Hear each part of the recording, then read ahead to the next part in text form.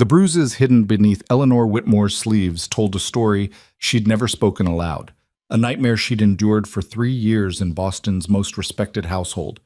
But tonight, in the darkness of a westbound train rattling toward the Colorado Territory, she'd made a choice that terrified her more than staying ever could. She was traveling to marry a complete stranger, a rancher named Caleb Mercer who'd answered her desperate letter seeking escape disguised as matrimony. What if he was worse? What if there was no worse? Either way, there was no turning back now. If you want to see how Eleanor's dangerous gamble unfolds, stay with me until the very end. And don't forget to hit that like button and drop a comment telling me what city you're watching from. I love seeing how far these stories travel. The train lurched, and Eleanor's head cracked against the window frame hard enough to make her vision blur. She didn't cry out. She'd learned long ago that making noise only made things worse. Outside, the landscape had transformed from the dense forests of the east into something increasingly alien, endless grassland that rolled like a frozen ocean under the March sky. She'd been traveling for 6 days, 6 days of stale bread, suspicious looks from other passengers, and nights spent rigid in her seat, unable to sleep for fear someone would notice the way she flinched when men passed too close in the aisle. The yellowing bruise on her cheekbone had faded enough that careful positioning of her bonnet mostly hid it. The ones on her ribs and upper arms were easier to conceal, though they still sent sharp pains through her body whenever the train hit a rough section of track. She'd gotten careless 2 weeks ago, had spoken when she shouldn't have, and Thomas had reminded her of her place in his household with the methodical precision he applied to everything. Thomas Whitmore, her cousin, her guardian since her parents' death from consumption when she was 17. Boston society called him respectable, charitable, a pillar of the community. Behind the locked doors of his Beacon Hill mansion, he was something else entirely. Eleanor pressed her gloved fingers against the cool glass and watched her reflection stare back. A woman of 22 who looked older, her dark hair pulled severely back, her gray eyes holding shadows that had nothing to do with the dim light inside the passenger car. "Excuse me, miss." She jerked away from the window, her heart hammering against her ribs so hard she thought it might crack them. The conductor stood in the aisle, his weathered face creased with concern that made her immediately suspicious. Men didn't show concern. They showed interest, and interest always came with a price. "Didn't mean to startle you," he said, his voice gentler than before. "Just wanted to let you know we'll be pulling into Denver Station within the hour. This is your stop, isn't it? I remember you asking about it back in Omaha." Eleanor's mouth had gone dry. She managed a nod. "You being met there, miss? It's not really a place for a lady alone, if you don't mind me saying." "I'm being met." The lie came easily now. She'd practiced it so many times during the journey that it almost felt true. "My fiancé will be waiting." "That's good then. That's real good." But the conductor's eyes lingered on the edge of her bruised cheek, the one her bonnet didn't quite hide, and Eleanor saw the exact moment he decided not to ask about it. "Well, you take care, miss." She waited until he'd moved 3 cars down before allowing herself to breathe properly again. Her hands were shaking. They'd been shaking on and off since she'd climbed out Thomas's second-floor window with nothing but a carpet bag and the clothes on her back, leaving behind 3 years of hell and a cousin who would be absolutely furious when he discovered she'd gone. The letter was still in her bag, folded and refolded so many times the creases had begun to tear. She'd found the matrimonial advertisement in a newspaper Thomas had discarded, one of dozens seeking wives for lonely men in the Western Territories. Most had made her stomach turn with their crude descriptions and barely concealed desperation. But one had been different. Rancher in Colorado Territory seeks wife for companionship and help managing homestead. Must be hardworking and honest.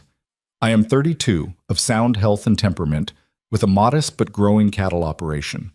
I can promise safety, a roof overhead, and fair treatment. If interested, write to Caleb Mercer, care of Denver Post Office. Safety. That single word had hooked into her chest like a fishhook.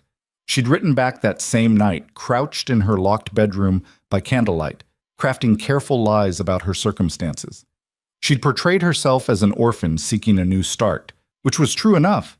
She'd mentioned she was educated and capable of hard work, which was also true. She'd left out the bruises, the fear, the way she sometimes woke gasping from nightmares of Thomas's hands around her throat. His response had arrived 3 weeks later, forwarded through a friend she'd sworn to secrecy. The letter had been brief, almost awkward in its formality, but it had included train fare and simple instructions. Come to Denver. We'll marry there and travel to the ranch together. If you change your mind at any point, the return ticket is yours with no obligation. That last part had almost made her cry. The idea that she could change her mind, that she had a choice at all, felt like the first bit of kindness anyone had shown her in 3 years. Of course, she had no intention of changing her mind. There was no going back. Thomas would never forgive this betrayal, this theft of his property, because that's how he saw her, as something he owned. If she returned, if he found her, the beating would be worse than anything she'd endured before. The train's whistle screamed and Denver appeared on the horizon like a fever dream. A sprawling collection of buildings and church spires set against the backdrop of mountains so enormous they didn't seem real. Eleanor had seen sketches of the Rocky Mountains in books, but the sketches hadn't prepared her for the sheer overwhelming scale of them, the way they seemed to wall off the entire western edge of the world. The train began to slow, brakes squealing, and Eleanor's stomach twisted into knots tight enough to make her nauseated. She gripped the handle of her carpetbag and tried to remember how to breathe like a normal person instead of someone on the verge of panic. What if Caleb Mercer wasn't at the station? What if he'd changed his mind? What if he took one look at her and realized she was damaged goods, too afraid and too broken to be of use to anyone? What if he was worse than Thomas? The platform materialized outside the window, crowded with people, luggage, vendors selling food and newspapers. Eleanor stood on legs that felt like they might give out, steadying herself against the seat back as other passengers began gathering their belongings and pushing toward the exits. She was the last one off the train. The platform smelled like coal smoke and horse manure, and something cooking that might have been sausages. The noise was overwhelming after days of mostly just train sounds, people shouting, a baby crying, somewhere a dog barking. Eleanor stood beside her carpetbag and scanned the crowd with rising dread.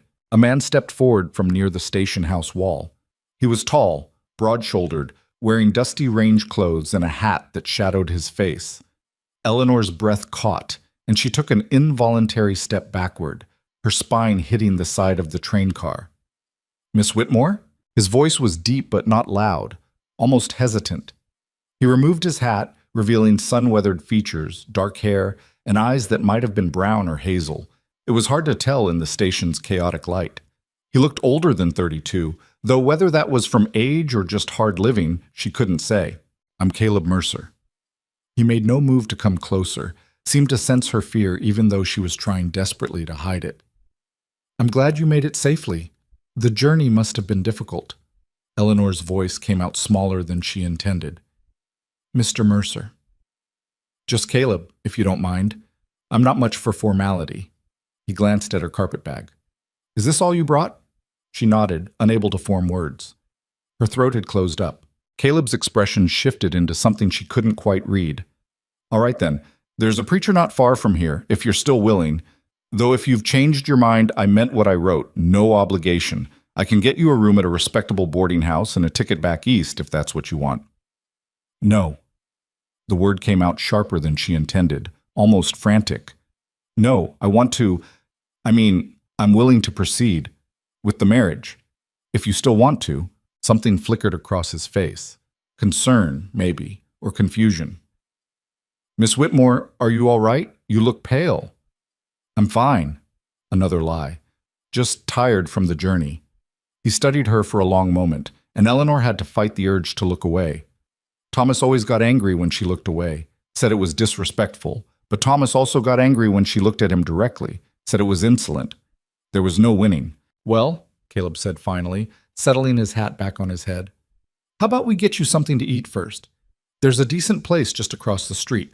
Then we can see about the preacher, and I'll get us a hotel room for the night before we head out to the ranch tomorrow. That'll give you time to rest." A hotel room. The word sent ice through Eleanor's veins. Of course there would be a hotel room. They were getting married. That's what husbands and wives did. She must have gone even paler because Caleb frowned. "2 rooms," he said quickly. "I should have been clearer. 2 rooms. We don't have to..." He stopped, seeming flustered in a way that was so unexpected Eleanor almost didn't process it. "What I'm trying to say is I don't have expectations about tonight, or any night, until you're ready. If you're ever ready." The marriage is for companionship and help with the ranch, like I wrote. Nothing more unless you want it to be. Eleanor stared at him. I don't understand. I'm not a man who forces himself on women, Miss Whitmore.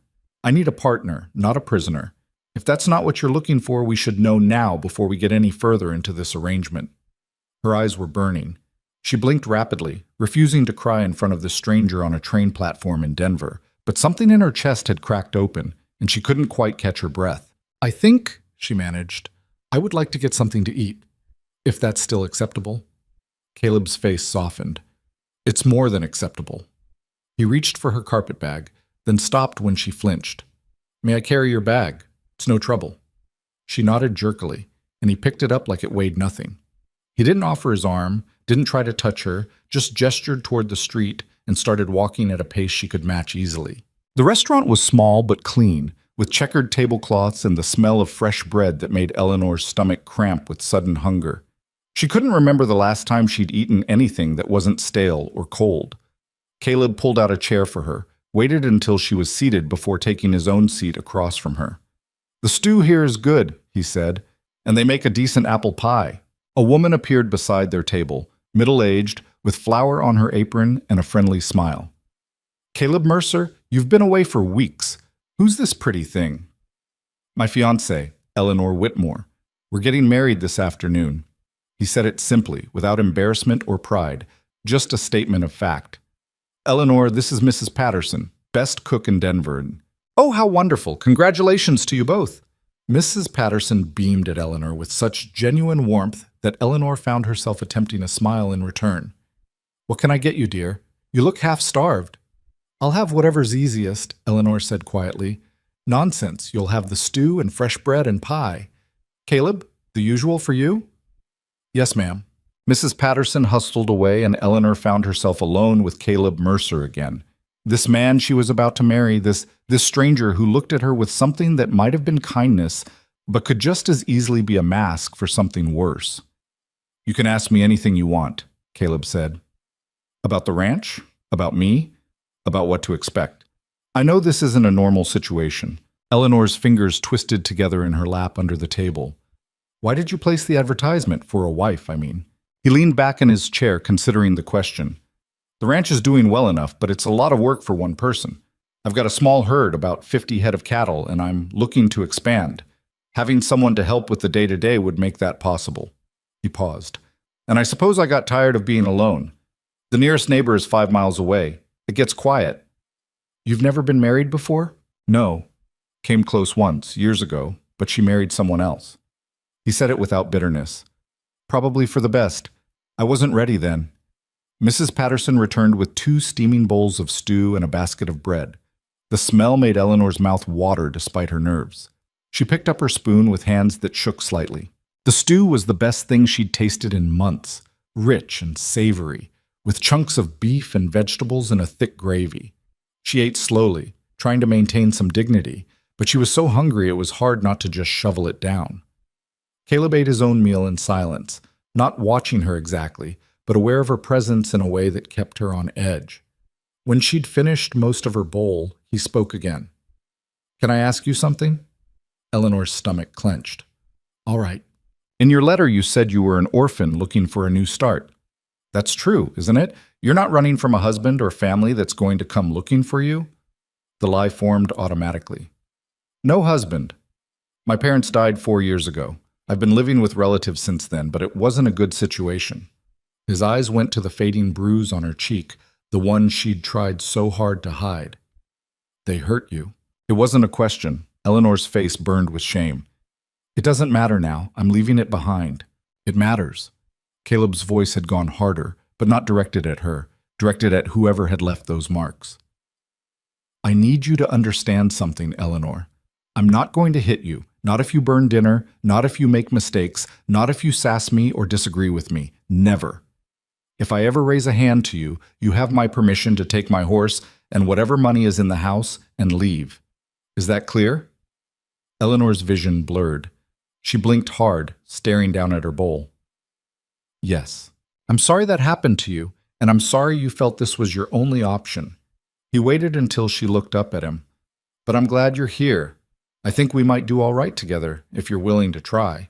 The kindness in his voice was almost worse than cruelty would have been. She could handle cruelty. She'd learned how to survive it, how to make herself small and quiet and invisible. Kindness was dangerous because it made you hope, and hope was the thing that hurt most when it got crushed. I'm willing to try, she whispered. Mrs. Patterson brought the pie, and Eleanor managed to eat a few bites even though her stomach was in knots again. Caleb paid for the meal. Then they walked back out into the afternoon sunlight. The preacher's office was in a small white church 2 blocks away. Reverend Thompson was an elderly man with kind eyes and a gentle manner that reminded Eleanor painfully of her father. He asked them the standard questions. Were they entering this marriage freely? Did they understand the commitment they were making? And Eleanor answered yes to all of them, even though nothing about this felt free. The ceremony itself took less than 10 minutes. There were no guests, no flowers, no music. Just words spoken in a quiet office while March wind rattled the windows. Caleb produced a simple gold band from his pocket and slipped it onto Eleanor's finger with careful precision, his calloused hands surprisingly gentle. You may kiss the bride, Reverend Thompson said with a smile.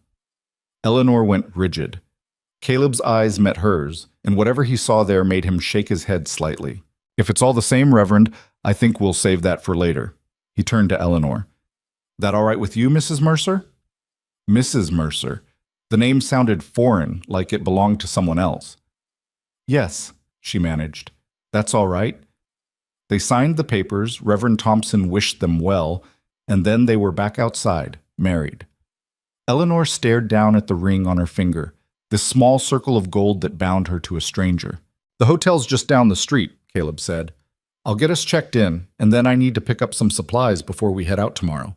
You should rest. You look exhausted. Eleanor followed him to a modest hotel, stood silently while he arranged for 2 rooms on the 2nd floor. The desk clerk gave them a knowing look when Caleb requested separate accommodations, but he didn't comment. The room Caleb led her to was small but clean, with a narrow bed and a washstand and a window overlooking the street. He set her carpetbag down on the bed. I'll be in the next room if you need anything. Just knock on the wall. He hesitated at the door. Try to get some rest, Eleanor. Tomorrow's going to be a long day. Then he was gone, and Eleanor was alone for the first time since she'd stepped off the train. She locked the door with shaking hands, then sank down onto the bed and let herself cry, silent, ugly sobs that shook her whole body. She cried for everything she'd lost, everything she'd endured, everything she was terrified of facing. When the tears finally stopped, she washed her face in the basin and stared at her reflection in the small mirror above the washstand. The same gray eyes stared back, but there was something different now. A ring on her finger. A new name. Mrs. Eleanor Mercer, wife of a Colorado rancher she'd known for less than 3 hours. She didn't know if she'd made a terrible mistake or if she'd just saved her own life. Maybe both were true. Eleanor woke to knocking, her heart slamming into her throat before she remembered where she was. Not Thomas's house. Denver. The hotel. Eleanor? It's Caleb. I brought you some dinner. She stumbled to the door, unlocked it with fumbling fingers. Caleb stood in the hallway holding a tray with covered dishes. I thought you might not want to go back out, he said. But you should eat something. She let him in because she didn't know what else to do. He set the tray on the small table by the window, and the smell of roasted chicken made her stomach cramp with hunger again. Thank you, she said quietly. It's no trouble. He moved toward the door, then paused. I picked up some things you might need for the ranch. Warmer clothes, boots, a better coat. I had to guess at sizes, but Mrs. Patterson helped me. They're in a package downstairs. We'll grab them in the morning. Eleanor stared at him. You bought me clothes? You can't wear city dresses on a cattle ranch. You'll freeze and they'll get ruined in the first week. He shrugged like it was nothing. Consider it a practical investment. I don't have money to pay you back. I'm not asking you to. You're my wife now. What's mine is yours. He said it simply, like it was obvious. Eat your dinner before it gets cold. I'll knock on your door around dawn. We've got about a 4-hour ride ahead of us. After he left, Eleanor ate the chicken and potatoes mechanically, barely tasting them. Her mind kept circling back to the same questions. Why was he being so kind? What did he want from her? When would the other shoe drop? She slept poorly, waking every few hours from half-formed nightmares of Thomas finding her, dragging her back to Boston. When Caleb knocked in the pre-dawn darkness, she was already awake and dressed. The package of clothes was waiting downstairs. Caleb handed it to her, and she changed in a small washroom off the lobby. Practical split skirts, wool shirts, a heavy canvas coat, and sturdy leather boots that fit better than any shoes she'd ever owned. When she emerged, Caleb nodded approval. Much better. You look like a rancher's wife now. Outside, 2 horses waited at the hitching post. Eleanor stopped short at the sight of them. I don't know how to ride. Caleb turned to her with surprise. You've never been on a horse? Never. In Boston, she'd traveled by carriage when she traveled at all, which wasn't often. Thomas preferred to keep her isolated. Well, that's all right. You can ride with me today, and I'll teach you once we're settled at the ranch. He swung up onto the larger of the 2 horses with easy grace, then extended a hand down to her. Put your foot in the stirrup, and I'll pull you up behind me. Eleanor stared at his outstretched hand, her heart hammering. Getting on that horse meant trusting him not to let her fall, meant pressing close to him for hours. I won't drop you, Caleb said quietly. I promise. She took his hand. His grip was strong and warm through her glove, and he lifted her up behind him like she weighed nothing. She settled awkwardly onto the horse's back, trying to figure out where to put her hands. You'll need to hold on, Caleb said. Around my waist is safest. Eleanor's arms trembled as she wrapped them around him. She could feel the solid warmth of his body through his coat, the steady rise and fall of his breathing. It was more physical contact than she'd had with another human being in months outside of violence, and it made her skin crawl with instinctive fear, even though he wasn't hurting her. Ready? Caleb asked. Yes. They set off through the awakening streets of Denver, heading west toward the mountains that loomed like giants in the growing light. The second horse followed on a lead rope, carrying their supplies. The first hour passed in silence. Eleanor kept her grip on Caleb's coat, her muscles rigid with tension. But as the miles stretched out and nothing bad happened, he didn't hurt her, didn't make crude comments, didn't even speak unless necessary. She began to relax incrementally. The landscape changed as they climbed, leaving behind the prairie grassland for rolling foothills dotted with pine trees.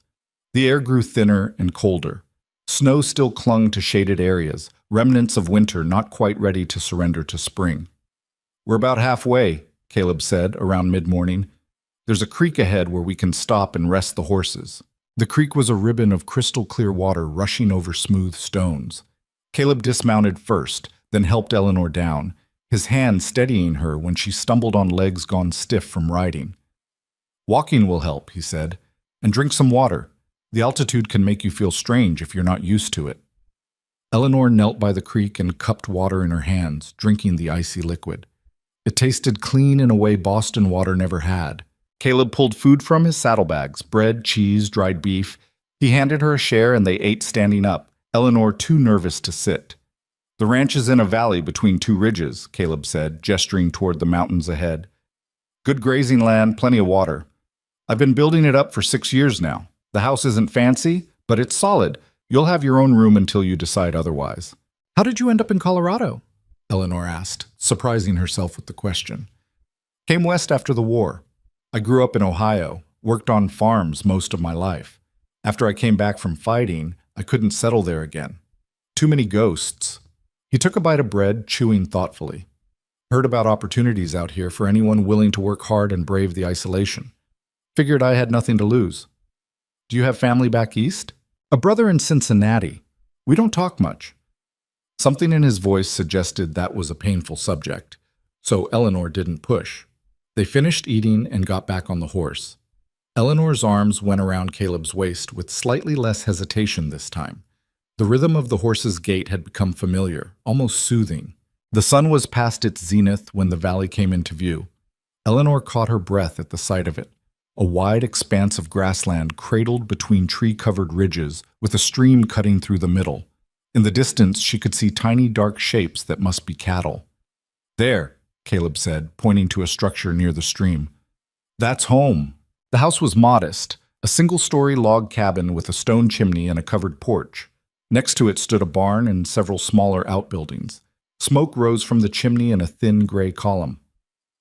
I had my hired hand stay the night to keep the fire going, Caleb explained. That's Marcus. He helps out a few days a week, lives in town with his wife. Good man, keeps to himself mostly. As they approached, a figure emerged from the barn, a lean black man in his 40s who raised a hand in greeting. Caleb returned the gesture and dismounted, then helped Eleanor down. Marcus, this is my wife Eleanor. Eleanor, Marcus Johnson. Marcus's eyebrows rose slightly, but he covered his surprise quickly and tipped his hat to her. Ma'am, welcome. Thank you, Eleanor managed. Everything quiet while I was gone? Caleb asked. Quiet as a graveyard. Lost a calf to something, mountain lion probably, but the rest are fine. Your horse threw a shoe yesterday, so I reshod her. Marcus glanced between them with barely concealed curiosity. I'll head back to town now. Let you folks settle in. After Marcus left, Caleb turned to Eleanor. Let me show you inside. The cabin was larger than it had looked from outside, consisting of a main living area with a stone fireplace, a separate bedroom, and a kitchen area along one wall. The furniture was handmade but sturdy, a table with chairs, a rocking chair by the fireplace, shelves lined with books and supplies. Your room is there, Caleb said, indicating the bedroom. I sleep out here, on the cot by the fireplace. There's a root cellar out back for food storage, and the barn has space for animals if the weather turns bad. Eleanor walked slowly around the space, taking it in. It was rustic compared to Thomas's mansion, but it was warm and clean, and the windows let in golden afternoon light that made everything glow. It's not much, Caleb said, misreading her silence for disappointment, but I can add on more rooms when we have the money. Make it bigger. It's perfect, Eleanor said softly, and meant it. This small cabin in a remote valley felt safer than any grand house ever had. Caleb looked relieved. I'll start bringing in your things and get the horses settled. You should rest. You've had a long couple of days. But Eleanor didn't want to rest. She wanted to do something, needed to feel useful before the anxiety crawling under her skin consumed her completely. What needs doing? She asked. I'd rather work. Caleb studied her for a moment. All right, the chickens need feeding, and there's water to haul from the creek. I can show you where everything is. For the next several hours, Eleanor learned the rhythms of ranch life. The chickens lived in a coop behind the house, 7 hens and a rooster that eyed her suspiciously. Caleb showed her how much feed to scatter, where to check for eggs. The water barrels needed filling from the creek, and he demonstrated how to use the yoke and buckets, though he insisted on carrying the heavier loads himself. As the sun began to set, painting the valley in shades of orange and pink, Caleb started dinner, beans and bacon cooked in a cast-iron pot over the fire, with cornbread baking in a Dutch oven. Eleanor watched him work, this man who moved with easy confidence in his own space. I'm not a fancy cook, he said as he stirred the beans, but I can make basic things. Tomorrow you can take over if you want, or we can share the work. Whatever suits you. They ate at the table, and Eleanor found herself studying him in the firelight. His face was weathered from years of outdoor work, with lines around his eyes that suggested he smiled more often than he frowned. His hands were scarred and calloused, but moved with surprising gentleness when he passed her the cornbread. What are you thinking? Caleb asked, catching her staring. Eleanor looked down at her plate. I'm trying to figure you out. Not much to figure. I'm a simple man who likes simple things. Honest work, quiet evenings, land that's mine. He paused. What about you? What do you like? No one had asked her that in years. Eleanor had to think about it. I used to like reading. Before... She stopped. Before? Before my cousin decided it was a waste of time and took my books away. Caleb's jaw tightened. The one who hurt you. Yes. He stood abruptly and went to the bookshelf, returning with 3 volumes. I've got some novels here. They're nothing fancy, but you're welcome to them. And if there are other books you want, I can pick them up next time I go to town. Eleanor took the books with hands that trembled. The titles swam in her vision. Adventure stories, a collection of poetry, a novel she'd never heard of. Thank you. You don't have to thank me for every little thing, Eleanor. This is your home now. What's here is yours as much as mine. After dinner, Caleb cleaned the dishes while Eleanor sat in the rocking chair by the fire, one of the books open in her lap. She couldn't quite focus on the words, too aware of him moving around the cabin, too keyed up from everything that had happened. When full darkness had fallen outside, Caleb banked the fire and stood. I'm going to check on the horses one more time. You should get ready for bed. Morning comes early on a ranch." Eleanor retreated to the bedroom and closed the door. The room was small but private, with a narrow bed, a chest of drawers, and a washstand. Someone, probably Marcus, had laid a fire in the small stove in the corner, and the room was pleasantly warm. She changed into her nightgown with mechanical movements, then sat on the edge of the bed and waited for her heart to stop racing. Through the door, she could hear Caleb moving around the main room, settling onto his cot. The first night in her new life. Married to a stranger who seemed kind but might not be. Far from everything she'd known, in a wilderness that could kill her if she made mistakes. Eleanor lay down and pulled the quilts up to her chin. Despite her exhaustion, sleep felt impossibly far away. Every sound made her flinch, the wind against the windows, the settling of the house, Caleb shifting on his cot. She waited for him to try her door, waited for the violence she'd learned to expect, waited for the other shoe to drop. But nothing happened. The cabin gradually fell silent except for the crackling of fires and the distant howling of coyotes somewhere in the valley.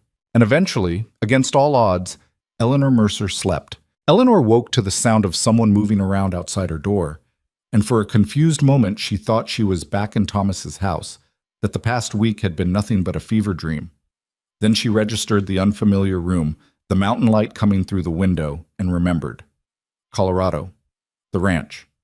Caleb. She dressed quickly in the practical clothes he'd bought her, her fingers clumsy on the buttons.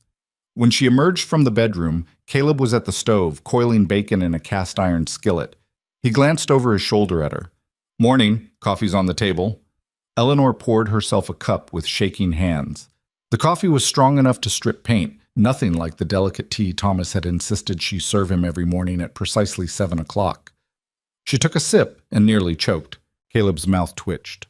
"Too strong?" "No, it's fine." She took another sip to prove it, and this time managed not to cough. "What time is it?" "About 5:30. Sun's been up for half an hour already." He flipped the bacon with practiced efficiency. "I'm heading out to check on the herd after breakfast. You can come with me if you want, start learning the lay of the land. Or you can stay here and get your bearings. Either way is fine." Eleanor sat at the table, wrapping her hands around the coffee cup for warmth. "I'll come with you." Something that might have been approval crossed his face. "Good. You'll need to learn eventually anyway. Can't run a ranch if you don't know where anything is." They ate quickly. Bacon, eggs, leftover cornbread, and then Caleb led her out to the barn. The morning air was cold enough to make her breath steam, and frost still clung to the grass in shadowed areas. The valley stretched out before them, vast and empty, except for the dark shapes of cattle in the distance. "We'll take the wagon today," Caleb said, hitching up a sturdy-looking mare to a flatbed. "Easier than both of us on horseback until you learn to ride." Eleanor climbed up onto the wagon seat and Caleb settled beside her. He didn't sit too close, she noticed. Left a careful foot of space between them, like he was aware of her constant tension and trying not to make it worse. They rattled across the valley floor, following a track worn into the grass by previous trips. Caleb pointed out landmarks as they went. The creek that ran year-round, fed by snowmelt from the mountains. The line of cottonwood trees that marked the eastern boundary of his property. The rocky outcropping where mountain lions sometimes denned in winter. "You have to watch for predators," he said. "Lions, wolves, bears in the higher elevations. They'll go after calves mostly, but they've been known to attack full-grown cattle if they're hungry enough. I keep a rifle in the barn and another in the house." "Do you know how to shoot?" "No." "I'll teach you that too then. Can't have you defenseless out here." The herd materialized as they drew closer. About 50 cattle scattered across a wide meadow, grazing peacefully. Most were reddish-brown with white faces, sturdy animals built for harsh country. A few calves stuck close to their mothers, their legs still gangly and uncertain. Caleb pulled the wagon to a stop and climbed down, and Eleanor followed. He moved among the cattle with easy confidence, checking them over with a practiced eye, running his hands along their flanks and examining their hooves. The animals barely reacted to his presence, used to him. "This is the foundation herd," he said, straightening up from inspecting a calf. "I bought most of them 3 years ago with money I'd saved from working other ranches. Been building from there. If we have a good season, I can buy more breeding stock and really expand the operation." Eleanor watched him work, this man who moved through his world with such certainty. She felt useless standing there, knowing nothing about cattle or ranching or any of this. "What do you need me to do?" she asked. Caleb looked at her thoughtfully. "Right now. Just watch and learn. It'll take time before you're comfortable with the animals. Some of them can be temperamental, and I don't want you getting hurt." "I'm not fragile." "Didn't say you were, but a 1,200-pound cow doesn't care how tough you are if she decides to kick." He gestured to a spotted heifer nearby. "Come here. I'll show you how to approach them safely." For the next hour, Caleb taught her the basics. How to read a cow's body language, where to stand so you didn't get trampled or kicked, which animals to avoid because they were mean-spirited by nature. Eleanor tried to absorb it all, but there was so much information and all of it felt foreign. They were heading back to the wagon when one of the calves let out a distressed bawl. Caleb's head snapped around, and he swore under his breath. "Stay here," he said sharply, then took off running toward the sound. Eleanor ignored the instruction and followed, her new boots slipping on the damp grass. She crested a small rise and saw the problem. A calf had gotten itself tangled in old barbed wire hidden in the tall grass, and the more it struggled, the worse the wire cut into its legs. Blood darkened its white fur. Caleb was already kneeling beside the animal, his hands moving carefully to untangle the wire. The calf thrashed and kicked, catching him hard in the shoulder. He grunted but didn't let go. "Easy, easy," he murmured to the terrified animal. "I've got you. Hold still." Eleanor knelt on the calf's other side without thinking. "What can I do?" "Hold his head down if you can. Try to keep him calm." She reached out with trembling hands and gripped the calf's head, pressing it gently but firmly toward the ground. The animal's eye rolled white with fear, and it made pitiful sounds that twisted something in Eleanor's chest. "It's all right," she heard herself saying. "You're all right. We're trying to help." Caleb worked quickly, cutting through the wire with a tool from his belt. The barbs had cut deep in places, and blood soaked into the grass beneath them. Finally, the last strand came free, and the calf lurched to its feet, stumbling away from them on shaky legs toward its mother. Caleb sat back on his heels, breathing hard. His hands were scratched and bleeding from the wire, and there was a rip in his shirt where the calf had kicked him. "You hurt?" Eleanor asked. "Nothing serious." He examined his palms with a grimace. "Stupid of me to leave that old wire out here. I meant to clear it last fall and forgot." "Your hands, they'll be fine." But when he tried to stand, he swayed slightly, and Eleanor saw how pale he'd gone under his tan. "You're not fine," she said, her fear sharpening into something like anger. "Come back to the house. Those cuts need cleaning or they'll fester." Caleb looked like he might argue, but then just nodded. They made their way back to the wagon in silence, and Eleanor took the reins without asking. She'd watched him drive on the way out, and it didn't seem complicated. The horse knew the way home anyway. Back at the cabin, Eleanor made Caleb sit at the table while she heated water and found clean rags. The cuts on his hands were ragged and dirty, embedded with rust from the old wire. "This is going to hurt," she warned, then started cleaning the wounds with firm, efficient movements. She'd done this before, though never on someone else. Thomas had required her to tend her own injuries so no one would see them, and she'd learned how to do it properly. Caleb hissed between his teeth but didn't pull away. "You've done this before." "Yes." She didn't elaborate, and he didn't push.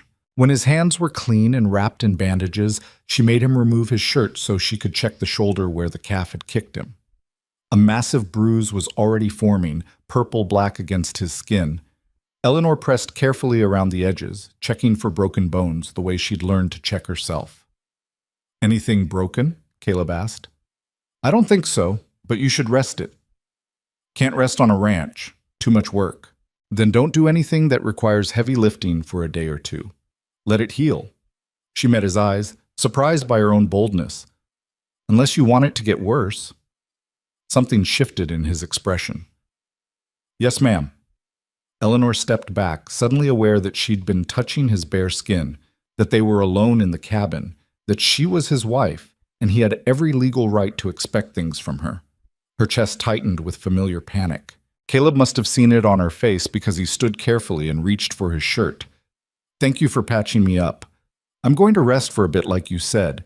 You should eat something. You barely touched breakfast." He retreated to his cot by the fireplace, and Eleanor busied herself in the kitchen area, trying to calm her racing heart. She wasn't sure what had just happened, but something had shifted between them. She'd given orders, and he'd followed them. She'd touched him without permission, and he hadn't punished her for it. The rest of the day passed in a strange domestic rhythm. Caleb did rest, reading one of his books by the fire while Eleanor explored the cabin more thoroughly, taking inventory of supplies and learning where everything was kept. Around midday, she made a simple lunch of bread and cheese, and they ate together without much conversation. In the afternoon, Caleb showed her how to milk the cow kept in the barn, a placid older animal named Bessie, who tolerated Eleanor's clumsy attempts with patient indifference.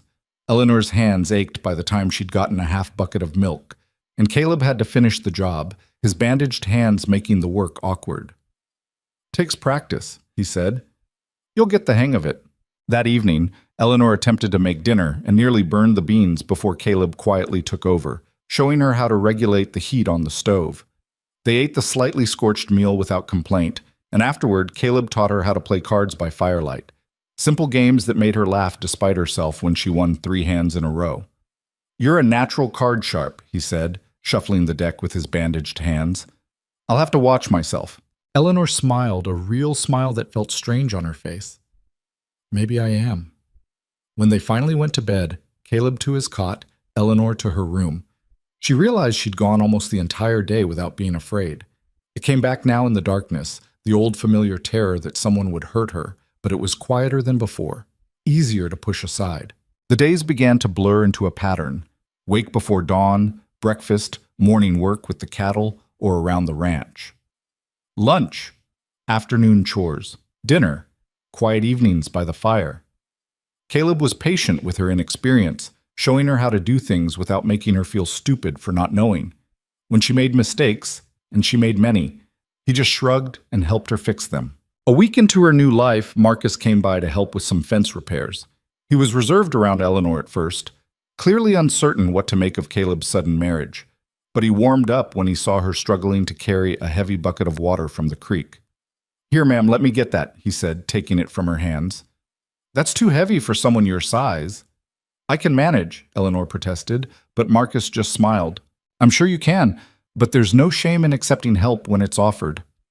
While the men worked on the fence, Eleanor attempted to bake bread using Caleb's mother's recipe that he'd written out for her. The first loaf came out dense as a brick, the second burnt on the outside and raw in the middle. She was near tears of frustration when Caleb came in for lunch and found her staring at the failures. "Well," he said, examining the burnt loaf with exaggerated seriousness, "I suppose we could use this as a doorstop." Eleanor let out a watery laugh despite herself. "I don't understand what I'm doing wrong." "The oven runs hot on the left side. You have to rotate things halfway through or they cook unevenly." He broke off a piece of the less burnt loaf and tasted it. "The flavor's good, though. Just needs practice." "Everything needs practice," Eleanor said, her voice catching. "I don't know how to do anything useful." Caleb set down the bread and looked at her seriously. "That's not true. You've learned more in a week than most people learn in a month. You're trying, Eleanor. That's what matters." "What if I'm not good enough? What if you regret marrying me?" The words came out before she could stop them, her deepest fear laid bare. Caleb was quiet for a long moment. "I don't regret it," he said finally, "and I won't. You're working hard, you're honest, and you haven't complained once about how difficult everything is. That's more than enough. But I can't even make bread. So you'll learn. We'll learn together." He gestured around the cabin. "I'm not exactly an expert housekeeper, in case you haven't noticed. Half the time I burn dinner, and I've been cooking for myself for years. We're figuring this out as we go, both of us." Eleanor wiped her eyes with the back of her hand, embarrassed by her tears. "I'm sorry. Stop apologizing for everything." His voice was gentle but firm. "You haven't done anything wrong." That night, Eleanor lay in bed listening to the wind howl around the cabin. April in the Colorado mountains was unpredictable, warm and sunny one day, snowing the next. Tonight it sounded like a storm was building, and the temperature had dropped sharply after sunset. She was just drifting off when a tremendous crack split the air, followed by a crash that shook the whole cabin. Eleanor bolted upright, her heart slamming against her ribs. "Eleanor!" Caleb's voice came from the main room. "Stay in there!" She heard him moving around, the cabin door opening and then slamming shut. For a long minute, there was nothing but wind and the sound of her own ragged breathing. Then Caleb knocked on her door. "You can come out. Tree came down on the porch, but it didn't breach the roof." Eleanor emerged to find Caleb dripping wet, his hair plastered to his head. Through the window, she could see a massive pine trunk blocking most of the porch, its branches scraping against the cabin wall. "Is it safe?" she asked. "For now. I'll have to cut it up and move it in the morning, but it's wedged pretty solid. Won't go anywhere tonight." He was shivering, she noticed. The temperature had dropped so low that his wet clothes were starting to freeze. "You need to get out of those clothes before you catch your death," Eleanor said, slipping back into the familiar role of caretaker. "I'll heat water for tea." "I'm fine. You're turning blue. Don't argue with me." Caleb's eyebrows rose, but he went to change without protest. When he emerged in dry clothes, Eleanor had tea ready and had stoked the fire higher. They sat together, drinking the hot liquid in silence while the storm raged outside. "Does this happen often?" Eleanor asked. "Storms like this?" "Spring storms can be rough in the mountains, usually blow themselves out by morning." He cupped his hands around his mug, still shivering slightly. "Winter's worse, though. I've seen snow 6 feet deep. Temperatures so cold you can't go outside without risking frostbite." Eleanor tried to imagine it and couldn't. "How do you manage?" "You prepare, stock up on supplies, make sure the animals are sheltered, keep enough wood split for the stove." He glanced at her. "It'll be easier with 2 of us. Last winter I nearly went crazy from the isolation." "How long were you snowed in?" "About 3 weeks, the worst stretch. Couldn't get to town, couldn't check on the herd properly. Just me and these 4 walls." He paused. "That's when I decided to place the advertisement. Figured even a stranger's company was better than talking to myself." Eleanor absorbed this. "And you're not disappointed? That you got me instead of someone more capable? I told you, I don't regret it." Caleb set down his mug and looked at her directly. "Can I ask you something? And you can tell me it's none of my business if you want." Her stomach clenched. "All right. That cousin of yours, the one who hurt you, is there any chance he'll come looking for you?" Eleanor's breath caught. She'd been trying not to think about Thomas, trying to pretend that distance made her safe. "I don't know. Maybe. He's not the kind of man who likes to lose things he considers his." "Did he consider you his?" "He was my guardian. Legally, I was his responsibility until I married." The words tasted bitter. He liked having that control. Caleb's jaw tightened. "If he shows up here, he'll find you have a husband who doesn't take kindly to men who beat women. You understand me?"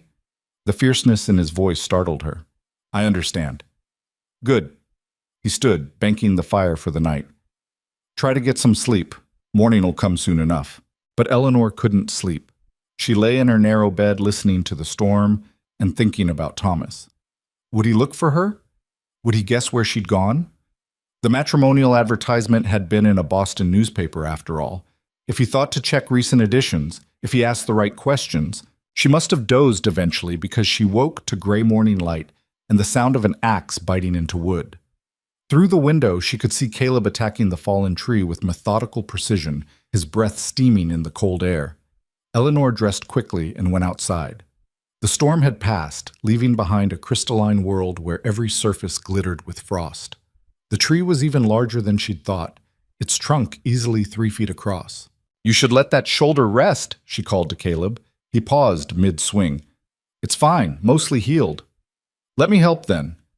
"You ever use an axe before?" "No, but I can learn. Everything needs practice, right?" A slow smile spread across his face. "Right. Come here, I'll show you." He demonstrated the proper stance, how to grip the axe, where to aim for maximum effect. Then he handed it to Eleanor and she took her first swing. The axe bounced off the wood harmlessly, the impact jarring her arms. "Harder," Caleb said. "Don't be afraid of it. Commit to the swing." She tried again, putting more force behind it. This time the blade bit into the wood with a satisfying thunk. "Better? Keep going." They worked together for the next 2 hours, taking turns with the axe, reducing the massive tree to manageable pieces. Eleanor's arms burned and her hands blistered despite her gloves, but there was something deeply satisfying about the work, about seeing the visible results of her effort. When Marcus arrived around midday, He found them both sweating despite the cold, surrounded by neat stacks of cut wood. "Well now," he said, surveying the scene with approval. "Looks like you two made quite a team. That tree would have taken me and Caleb most of the day." "Eleanor's a quick learner," Caleb said, and the pride in his voice made something warm unfurl in her chest. Over the following weeks, Eleanor continued to learn the rhythms of ranch life. She got better at milking Bessie, at feeding the chickens, at hauling water and chopping wood. Her bread still came out imperfect more often than not, but it was edible now, and she'd mastered a few simple meals that didn't end in disaster.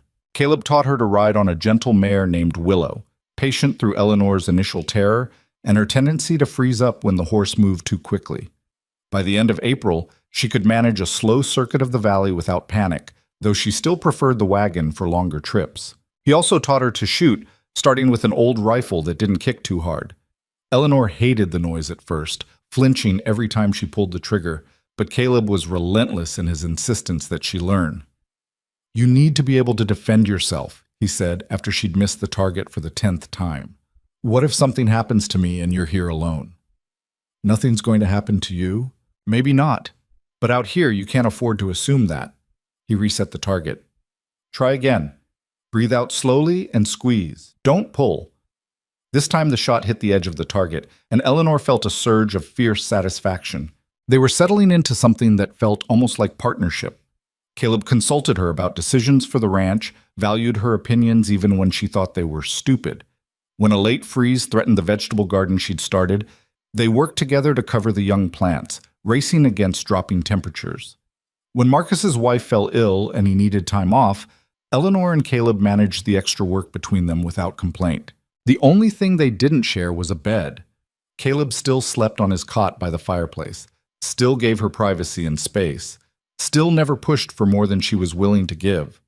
Sometimes Eleanor caught him looking at her with something that might have been longing, but he always looked away when he realized she'd noticed.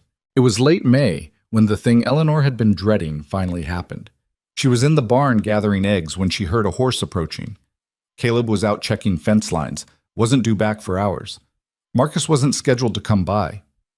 Eleanor's heart started to pound as she crept to the barn door and peered out. A well-dressed man on a fine horse was dismounting in front of the cabin. Even from a distance, even though she'd never seen him before, something about his bearing screamed wealth and authority. He tied his horse to the porch rail and knocked on the cabin door. When no one answered, he tried the door.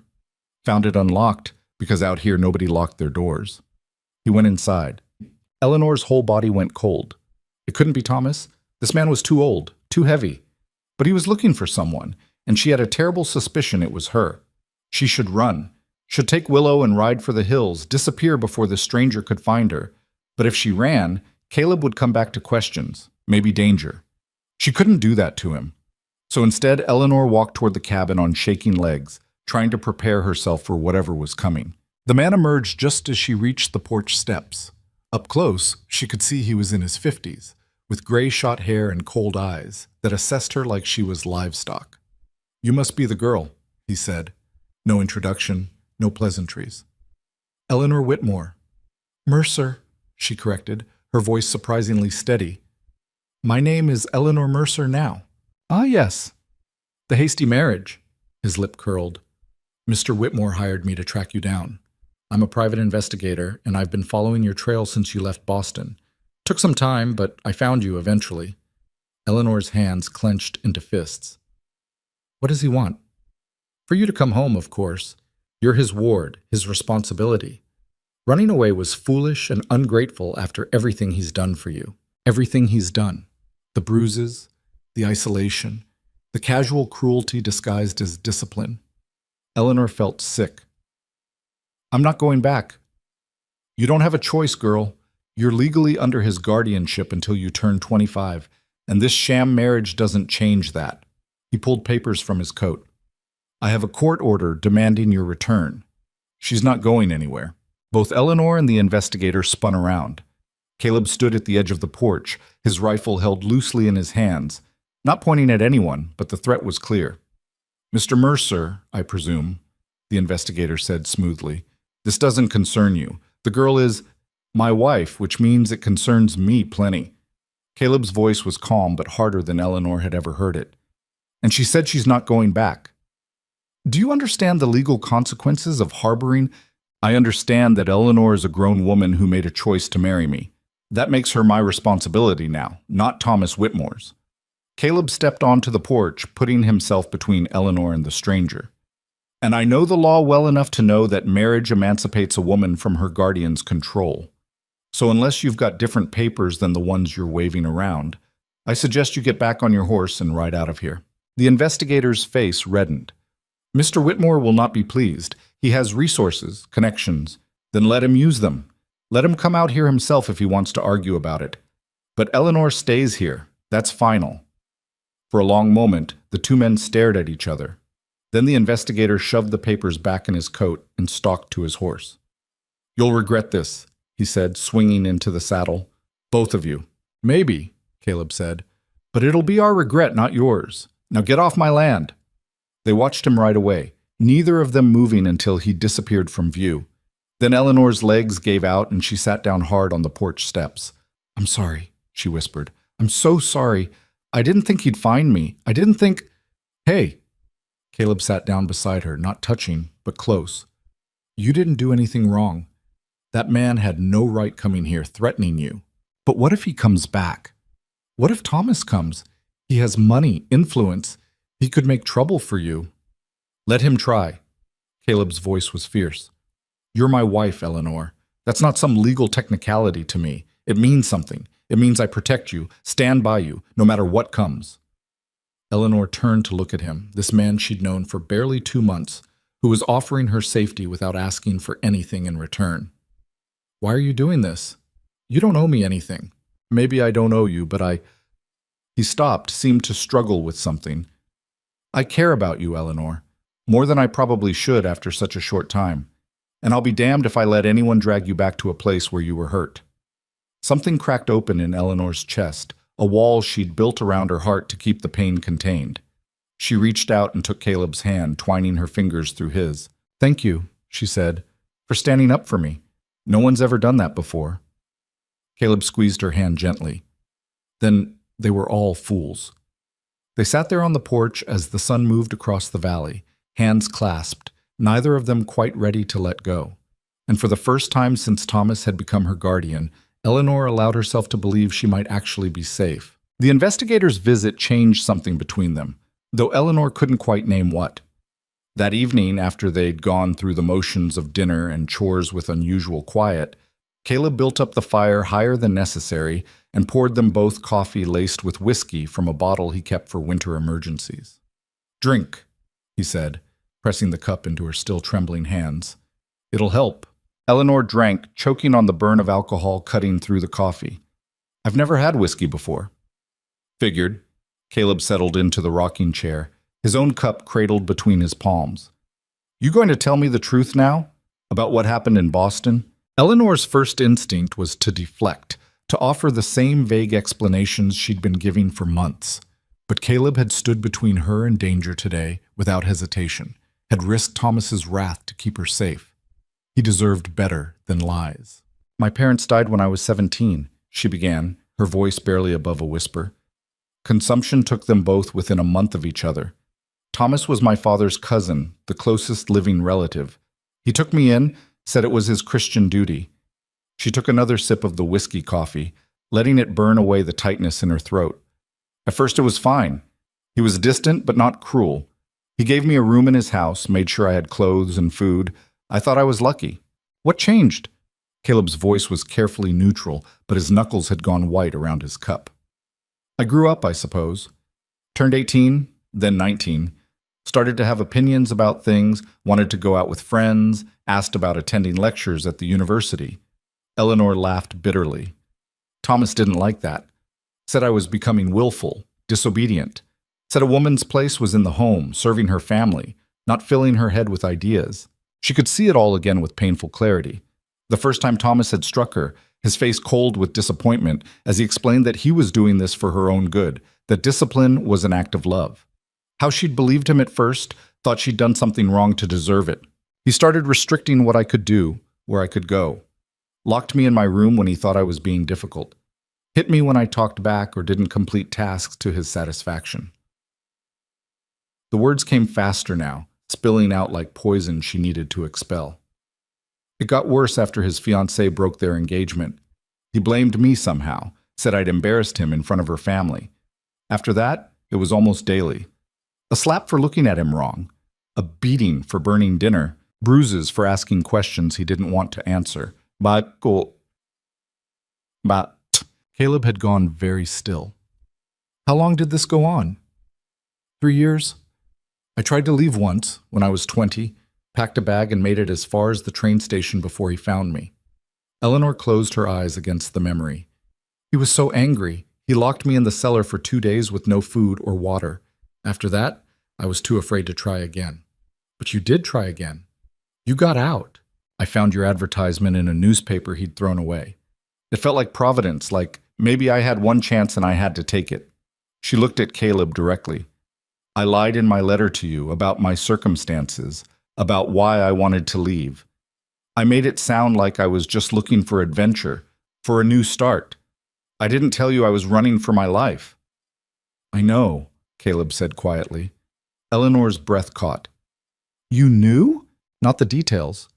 But I knew you were running from something the moment you stepped off that train looking half dead with terror. I knew when you flinched every time I moved too fast, when you apologized for things that didn't need apologizing for, when you looked at me like you expected me to hit you. He set down his cup and leaned forward, elbows on his knees. I knew, Eleanor, and I married you anyway. Why? The question came out broken. Why would you do that? Caleb was quiet for a long moment, staring into the fire. When he spoke, his voice was rough with old pain. I had a sister once, Catherine. She was 2 years younger than me, smart as a whip, prettiest girl in our town. He paused, his jaw working. She married a man our parents approved of when she was 19. Rich family, good prospects. He seemed like a decent enough fellow. Eleanor's stomach dropped. She knew where this was going. Turned out he wasn't decent at all. Behind closed doors, he was cruel. Hit her, belittled her, kept her isolated from the family. We didn't know for a long time. She hid it well. But I saw bruises at a family dinner one night, asked her about them. Caleb's hands clenched into fists. She lied, said she'd fallen. I knew it wasn't true, but I didn't push, didn't want to make her uncomfortable. What happened to her? She died 6 months later. Fell down the stairs, her husband said, broke her neck. Caleb's voice had gone flat, emotionless in a way that told Eleanor he was barely holding himself together. The whole town believed it was an accident, but I knew. I knew he'd killed her, whether he pushed her or just beat her so bad she couldn't stand straight anymore. Eleanor's eyes burned with unshed tears. I'm so sorry. I tried to get justice for her. Went to the sheriff, to the mayor, to anyone who would listen. But her husband was well connected, respected. They called me a grieving brother making wild accusations. Nothing ever came of it. He looked at Eleanor then, and the raw pain in his eyes nearly undid her. So when I saw you step off that train with fear in your eyes and bruises you thought you'd hidden well enough, I knew I couldn't let you go back to that. I couldn't save Catherine, but maybe I could save you. The tears Eleanor had been holding back finally spilled over. You married me out of pity. No. Caleb's voice was fierce. I married you because you were brave enough to escape, because you answered my advertisement with honesty about what you wanted from life, even if you left out the ugly parts, because something in your letter made me think we might understand each other. He stood, crossing to where she sat. The pity came later when I realized just how badly you'd been hurt. But by then it was mixed with respect for your strength, and other things I'm not sure I have the right to feel yet. Eleanor looked up at him through her tears. What other things? Caleb knelt beside her chair so they were eye level. I care about you, Eleanor, more than I planned to, more than might be wise after such a short time. I like having you here. I like working beside you, teaching you things, watching you get stronger and more confident every day. I like the way you laugh when you finally get something right, and the way you argue with me when you think I'm being stubborn, and the way you look in the morning with your hair down and the sun coming through the window. Eleanor's breath had stopped somewhere in her chest. Caleb, I'm not asking for anything, he said quickly. I know you're not ready, might never be ready, and that's all right. I just wanted you to know that what I feel for you isn't obligation or charity. It's real. You're real to me, not some broken thing I'm trying to fix." Eleanor reached out with a shaking hand and touched his face, her fingers tracing the line of his jaw. He went very still under her touch, barely breathing, like he was afraid any movement would startle her away. "You scare me," she whispered. "Not because I think you'll hurt me, because I'm starting to care about you too, and caring about people means they can hurt you in ways that are worse than fists."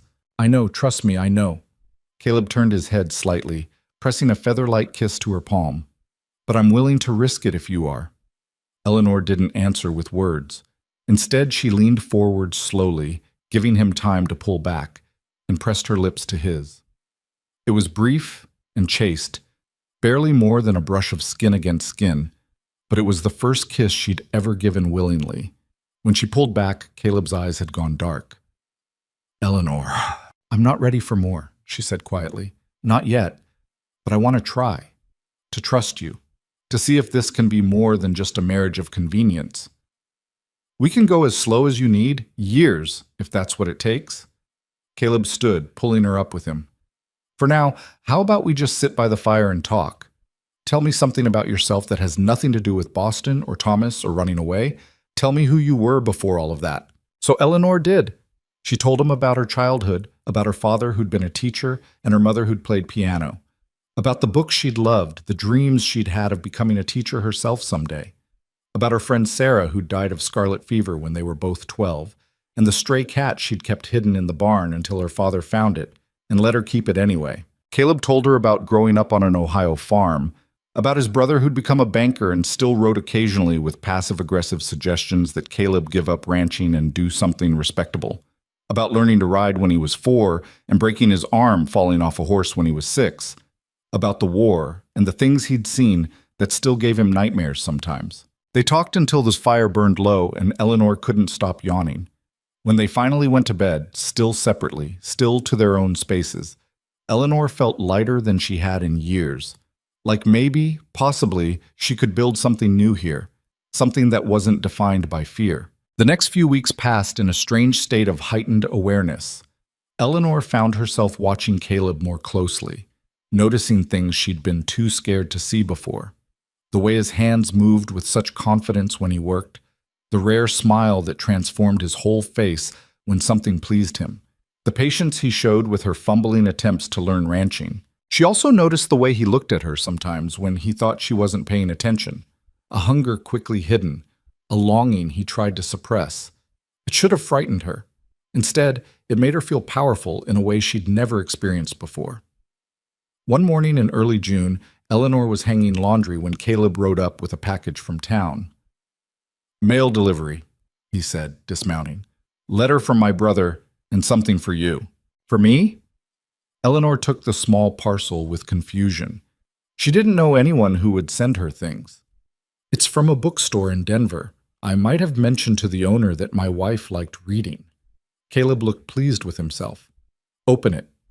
Inside were 3 new books, novels she'd mentioned wanting to read in one of their late-night conversations. Eleanor's throat closed up with emotion. "You remembered. I remember everything you tell me." Caleb dismounted and walked over to where she stood, clutching the books. "You looked sad when you said Thomas had taken your books away. Thought maybe I could give you new ones." Eleanor set the books carefully on the porch rail and turned back to Caleb. "Thank you.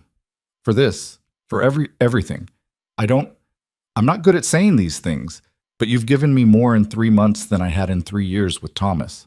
You've given me plenty too. This place feels like a home now instead of just somewhere I sleep." He hesitated, then reached out and tucked a strand of hair behind her ear, his touch gentle. "You make it better, Eleanor. Everything's better with you here." Eleanor leaned into his touch without thinking, then caught herself and pulled back. But not as far as she would have a few weeks ago. Progress came in small increments after that. Eleanor started joining Caleb on his cot by the fire in the evenings, sitting close enough that their shoulders brushed while they read or talked. She let him take her hand when they walked to check on the cattle, his calloused palm warm against hers. When he came in from working outside and his hands were cold, she warmed them between her own without flinching. It was Marcus who noticed the change first. He came by one afternoon in mid-June to help with some repairs and found them working together in easy companionship, Eleanor handing Caleb tools while he fixed a broken wagon wheel. "You two look settled," Marcus observed, a smile in his voice. "Getting there," Caleb replied, glancing at Eleanor with unmistakable affection. After Marcus left, Eleanor worked up the courage to ask something that had been bothering her. "Do people in town talk about us? About our marriage?" Caleb set down the wrench he'd been using. "Probably. It's a small town. People talk about everything. Does it bother you?" "I don't know. I guess I wonder what they say." "Marcus says most folks think it's a good match, that you seem happy here." He paused. "Are you? Happy, I mean?" Eleanor considered the question seriously. A few months ago, happiness had seemed like something that happened to other people, not to her. Now it felt tentatively possible. "I'm getting there too," she said finally, echoing his earlier words. "It's strange learning how to be happy. I'm not sure I know how anymore." "We'll figure it out together," Caleb said, and pulled her into a brief, careful hug that she actually leaned into instead of tolerating. That night, Eleanor couldn't sleep. She lay in her narrow bed listening to Caleb's breathing in the next room and thinking about everything that had changed.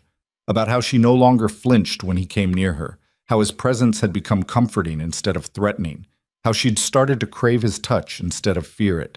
She also thought about the bedroom they didn't share, about the invisible line they'd drawn and maintained. Caleb had been so patient, never pushing, always waiting for her to be ready. But when would she be ready? How would she even know? The answer came to her with surprising clarity. She was ready now, or at least ready to try. Before she could second-guess herself, Eleanor got up and padded into the main room. The fire had burned down to coals, casting everything in dim orange light. Caleb was asleep on his cot, one arm flung over his head. "Caleb," she whispered. He came awake instantly, years of ranch life making him a light sleeper. "Eleanor, what's wrong?" "Nothing's wrong. I just—" She wrapped her arms around herself, suddenly uncertain. "Can we talk?" Caleb sat up, scrubbing a hand over his face. "Of course. Let me get the fire going." He coaxed the coals back to life while Eleanor settled into the rocking chair. When he turned back to her, she saw concern in his eyes. "What is it?" he asked gently. "I've been thinking about us, about our marriage." Eleanor forced herself to meet his eyes. "You've been so patient with me, never asking for more than I could give. But we're husband and wife, Caleb, and I want to try to be a real wife to you." Caleb went very still. "Eleanor, you don't have to." "I know I don't have to. That's the point." She twisted her hands together. "With Thomas, everything was forced. He took what he wanted without caring how I felt. But with you, I actually have a choice. And I'm choosing to try. If you still want—" "If I still want?" Caleb crossed to her in 3 long strides, kneeling beside the chair. "Eleanor, I've wanted you since the day you smiled at me over that terrible first loaf of bread. But I need you to be sure. Really sure. Not doing this because you think you owe me or because you think it's expected. I'm sure." And she was. Terrified, yes, but also certain in a way she hadn't been about anything in years. "I trust you, Caleb. I know you won't hurt me." His hand came up to cup her face, his thumb brushing across her cheekbone. "I won't. I swear I won't. But if you need me to stop at any point, you just say so. We go at your pace, understand?" Eleanor nodded, not trusting her voice. Caleb stood and held out his hand. "Come with me." She let him lead her to the bedroom, her heart hammering so hard she thought it might break through her ribs. Inside, Caleb lit the lamp on the dresser, keeping the light low. "We don't have to do anything tonight except sleep in the same bed," he said quietly. "Just being close. That's enough, if that's all you want." But Eleanor didn't want to wait anymore. She'd spent too long being afraid, too long letting Thomas's cruelty dictate how she lived. It was time to take back that part of herself. "I want more," she whispered. What followed was nothing like what Eleanor had feared. Caleb was patient and careful, checking in with her constantly, stopping the moment she tensed up. When he kissed her, it was soft and questioning, waiting for her to respond before deepening it. When he touched her, his hands were gentle, reverent even, like she was something precious. There was awkwardness. Neither of them had much experience, and Eleanor's fear kept reasserting itself at unexpected moments. But Caleb talked her through it, made her laugh when the tension got too intense, reminded her over and over that they could stop whenever she wanted. In the end, it wasn't perfect. It hurt more than Eleanor had expected, and she cried partway through from a mixture of emotion and overwhelm. But Caleb held her through it, kissed away her tears, and stayed with her afterward instead of rolling away like she'd half expected. "You all right?" he murmured against her hair. "I think so." Eleanor was shaking, but not from fear this time. It was different than I thought it would be. Good different or bad different? Good. Strange, but good. She turned in his arms to look at him. "Thank you for being patient with me." "Always." Caleb kissed her forehead. "We've got the rest of our lives to figure this out. No rush." They fell asleep tangled together, and when Eleanor woke in the night from a half-formed nightmare, Caleb was right there, solid and warm, chasing away the shadows with his presence. The next morning felt different. Eleanor expected things to be awkward between them, but instead there was an ease that hadn't existed before. Caleb smiled at her over breakfast with unmistakable warmth, and when she passed close to him to get the coffee pot, he caught her around the waist and pulled her in for a quick kiss that made her blush and laugh. "I could get used to this," she said. "Good, because I'm planning to keep doing it." Over the following weeks, they settled into their new dynamic. Eleanor moved into the bedroom properly, and Caleb converted his cot area into a workspace for the ranch accounts. They learned each other's bodies and rhythms, figured out what worked and what didn't, grew comfortable with the physical intimacy that had seemed so impossible months ago. But it wasn't just the physical relationship that deepened. Eleanor found herself sharing things with Caleb she'd never told anyone. Her fears and hopes, her dreams for the future, the small daily observations that seemed too trivial to matter, but that he listened to with genuine interest. And he opened up to her in return, telling her about his struggles to make the ranch profitable, his worries about weather and cattle prices, his quiet pride in what they were building together. One evening in late July, they were sitting on the porch watching the sunset when Caleb said something that made Eleanor's heart skip. "I love you." She turned to stare at him. "What?" "I love you," he repeated, meeting her eyes steadily. "I've been trying to figure out the right time to say it, but I don't think there is a right time, so I'm just saying it now. I love you, Eleanor. The way you fought to heal yourself, the strength you show every day, the person you're becoming out here. I love all of it." Eleanor's eyes filled with tears. "I don't know if I know how to love properly. Thomas twisted everything so much. Thomas was a bastard who didn't deserve you. What he did to you wasn't love, it was control and cruelty. This is love." Caleb gestured between them. "What we have here, the choosing each other every day, the working through hard things together, the caring about each other's happiness, that's real." "I think I love you too," Eleanor said, her voice shaking. "I'm scared to say it, scared that admitting it makes it real, and real things can be taken away. But yes, I love you, Caleb Mercer. You saved my life in more ways than one." He pulled her close, and they sat like that as the sun painted the valley in shades of gold and orange, two damaged people who'd found something whole in each other. But their peace didn't last. In early August, Marcus arrived at the ranch with news that made Eleanor's blood run cold.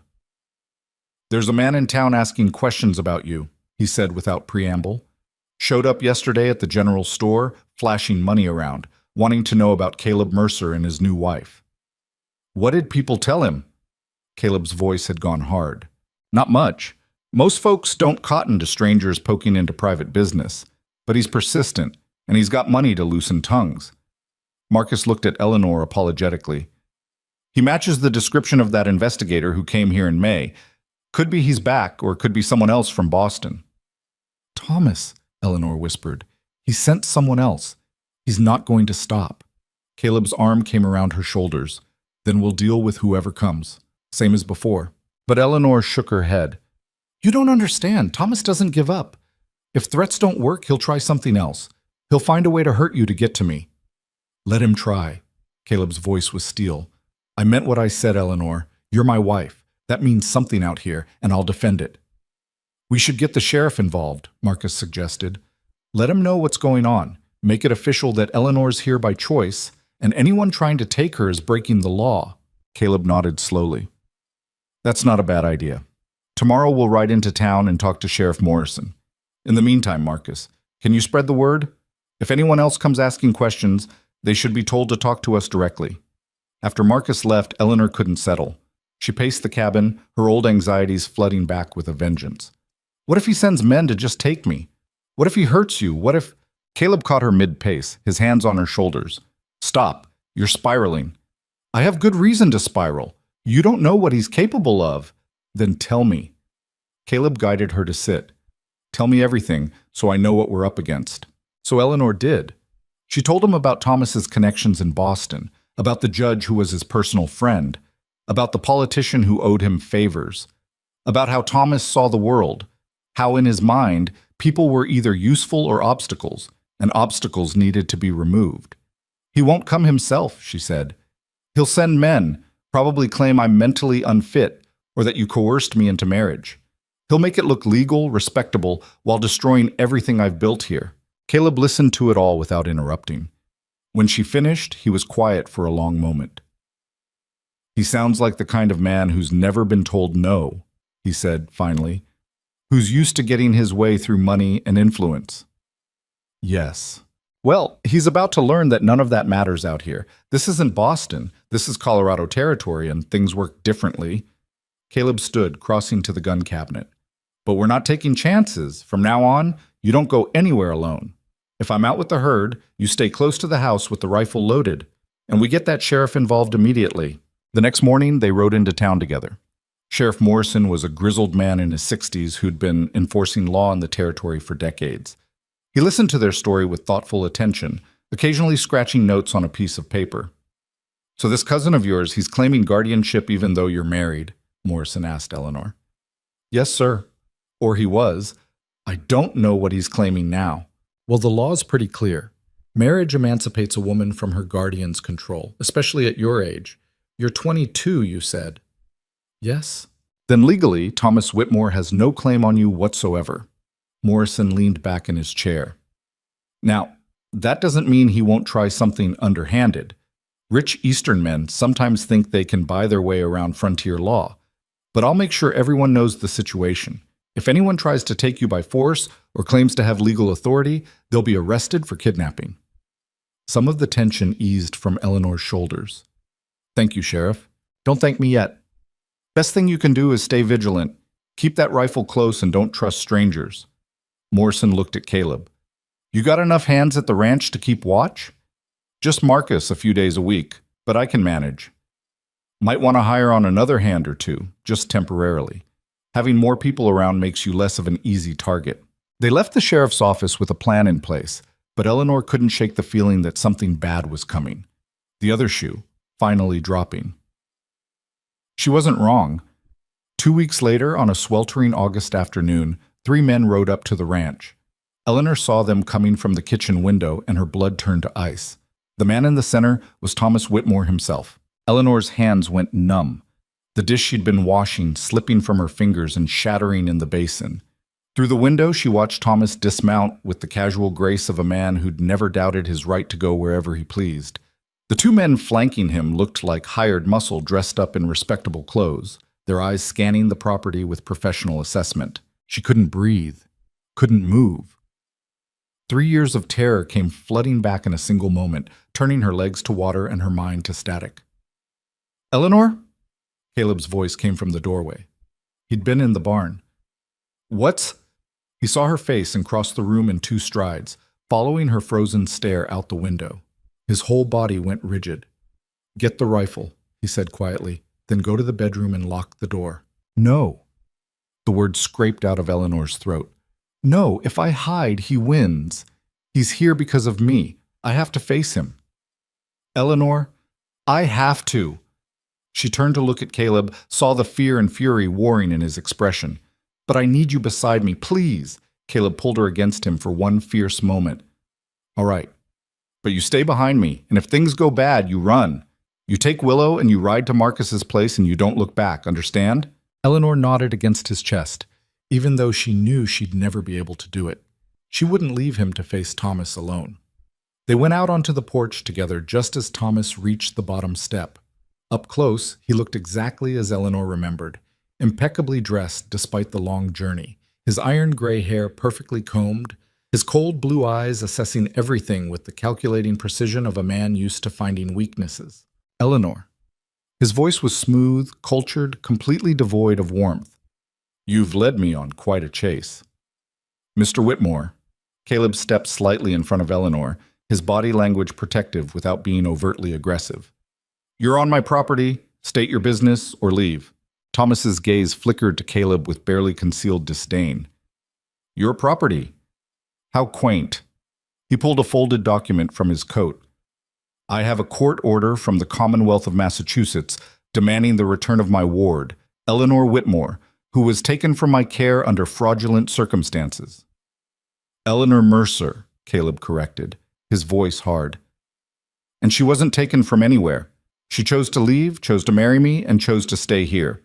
All legal, all proper. Legal? Thomas's laugh was sharp and humorless. You call seducing a vulnerable young woman through fraudulent correspondence legal? You exploited her desperate circumstances for your own gain, sir. That marriage is invalid, and I have documentation to prove it. Eleanor felt Caleb tense beside her. Before he could respond, she stepped out from behind him. He didn't seduce me, Thomas. I answered his advertisement of my own free will. And the only fraudulent thing about our marriage is whatever lies you've manufactured to justify coming here. Thomas's eyes fixed on her with an intensity that made her skin crawl. Eleanor, look at you, living in squalor, working like a common laborer. This is what you chose over the life I provided, over your proper place in society? My proper place was cowering in a locked room, waiting for you to decide whether to feed me or beat me that day. Eleanor's voice shook, but held.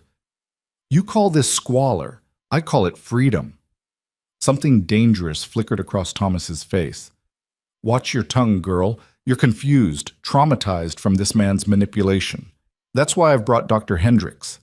He gestured to one of the men beside him, a thin man with wire-rimmed spectacles who stepped forward with professional sympathy. Miss Whitmore, I'm Dr. Samuel Hendricks from Boston General Hospital. Your cousin has expressed concern about your mental state. These delusions you're experiencing, this belief that he mistreated you, they're symptoms of hysteria, quite common in young women, but treatable, with proper care in a therapeutic environment. I'm not hysterical, Eleanor said, ice forming in her stomach. This was exactly what she'd feared, Thomas using his connections to paint her as mentally unfit, to justify taking her back against her will. And my name is Eleanor Mercer. I'm not delusional, and I'm not going anywhere with you. Mrs. Mercer is under no obligation to speak with you, Caleb interjected. And that court order from Massachusetts means nothing in Colorado territory. Sheriff Morrison has already been informed of the situation, and he's made it clear that any attempt to remove Mrs. Mercer by force will be treated as kidnapping. Thomas's expression hardened. How very territorial. Tell me, Mr. Mercer, what did you promise Eleanor to get her to marry you? What lies did you tell a frightened, abused girl to convince her you were her savior? I promised her honesty, safety, and a partnership. That's all. Honesty? Thomas pulled another document from his coat. Then perhaps you'd like to explain why you failed to mention in your matrimonial advertisement that you're deeply in debt, that this ranch is mortgaged to the hilt, that you're one bad season away from losing everything? Caleb went very still. Eleanor looked at him sharply, saw the muscle jumping in his jaw. That true? She asked quietly. There's debt, yes. Most ranchers carry some debt, but I'm managing it. Managing it? Thomas's voice dripped with false concern. According to the bank records I obtained, you're 3 months behind on payments. You married Eleanor not for companionship, but for free labor and whatever money you thought she might have. You're no better than I am, Mr. Mercer. You're just better at hiding it. That's a damned lie, Caleb started, but Eleanor held up her hand. Why are you really here, Thomas? She asked. You never cared about my well-being when I was living under your roof. Why travel all this way, spend all this money, if not to make me suffer more? Thomas's mask slipped for just a moment, revealing the cold fury beneath. You embarrassed me, Eleanor. You made me look like a fool in front of Boston society, made people question my ability to manage my own household. Do you have any idea the damage you've done to my reputation? So this is about your pride. Eleanor felt something shift inside her, fear giving way to a clear, cold anger. You beat me for 3 years because I wasn't obedient enough, and now you're angry because I escaped. Well, I'm not coming back.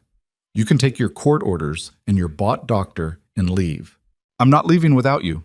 Thomas's voice went flat and hard in a way Eleanor recognized all too well. One way or another, you're coming back to Boston.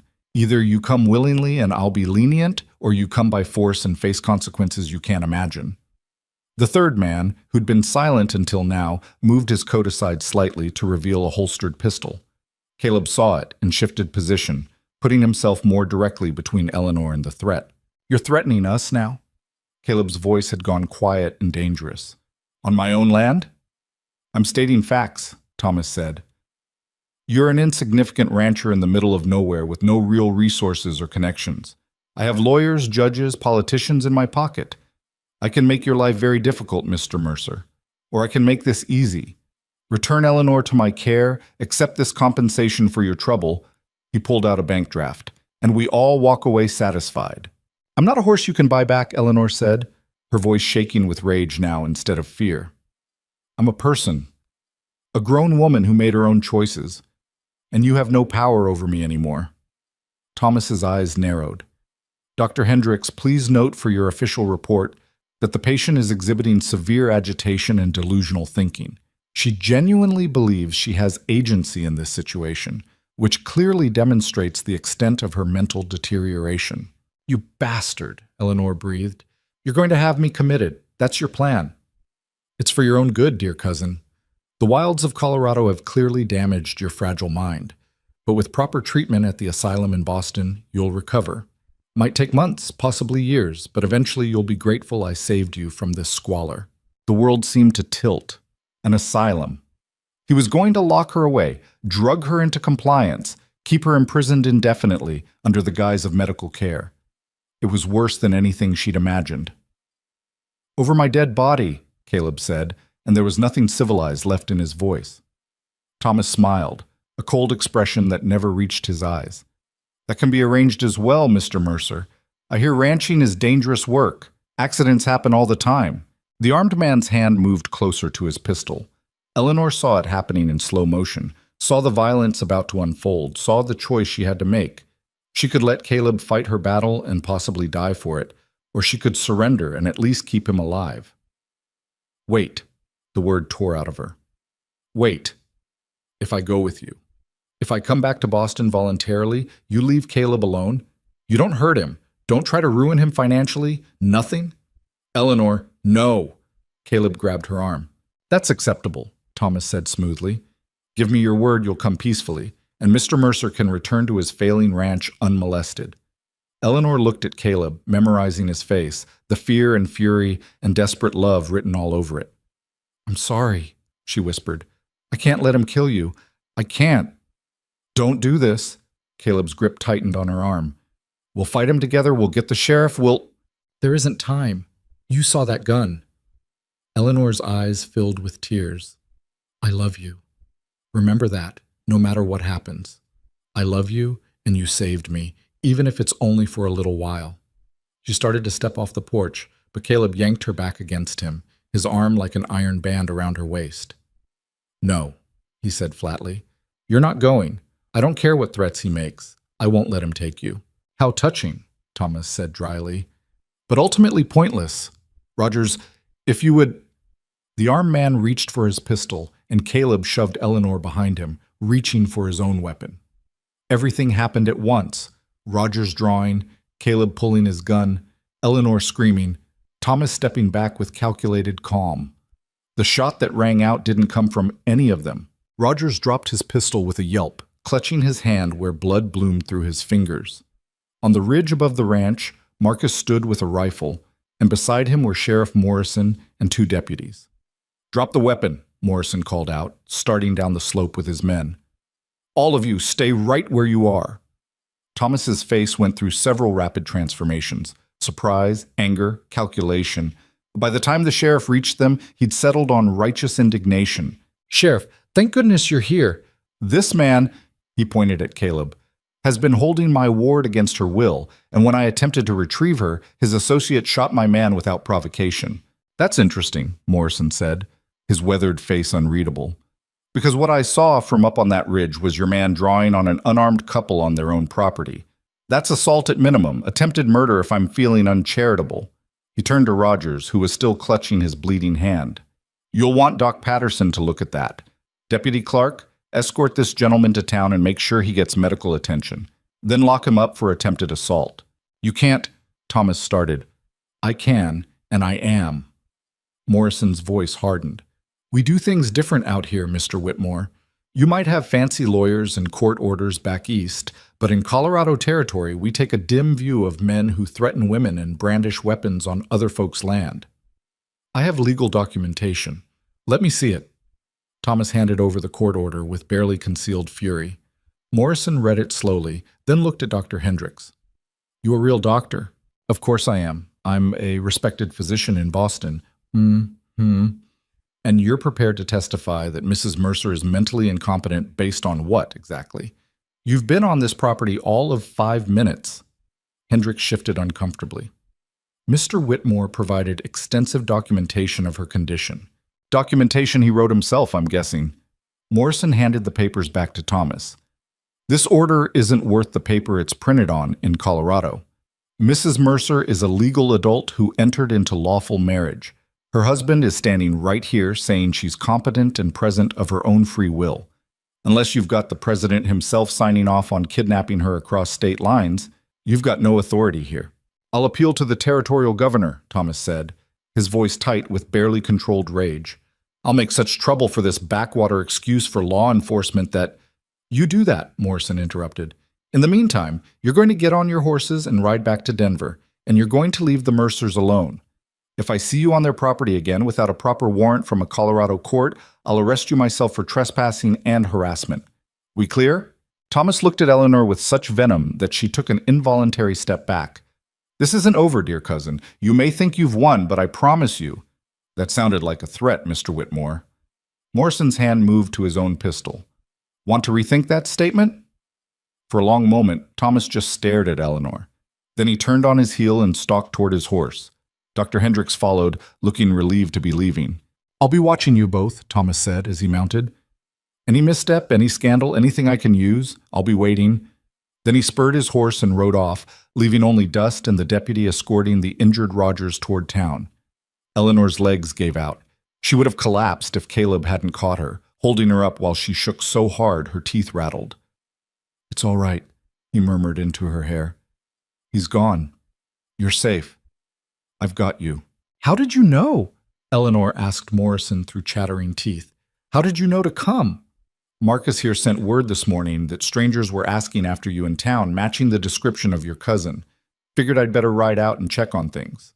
Morrison's expression softened slightly. You all right, Mrs. Mercer? I don't know, Eleanor said honestly. He was going to take me. He was going to lock me in an asylum and— Her voice broke. Caleb pulled her closer, his own hand shaking now that the danger had passed.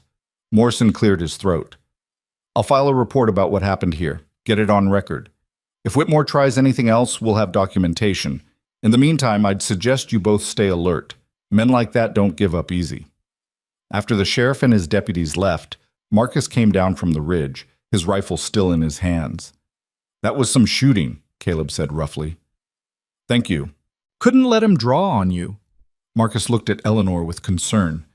You sure you're all right, ma'am? I will be.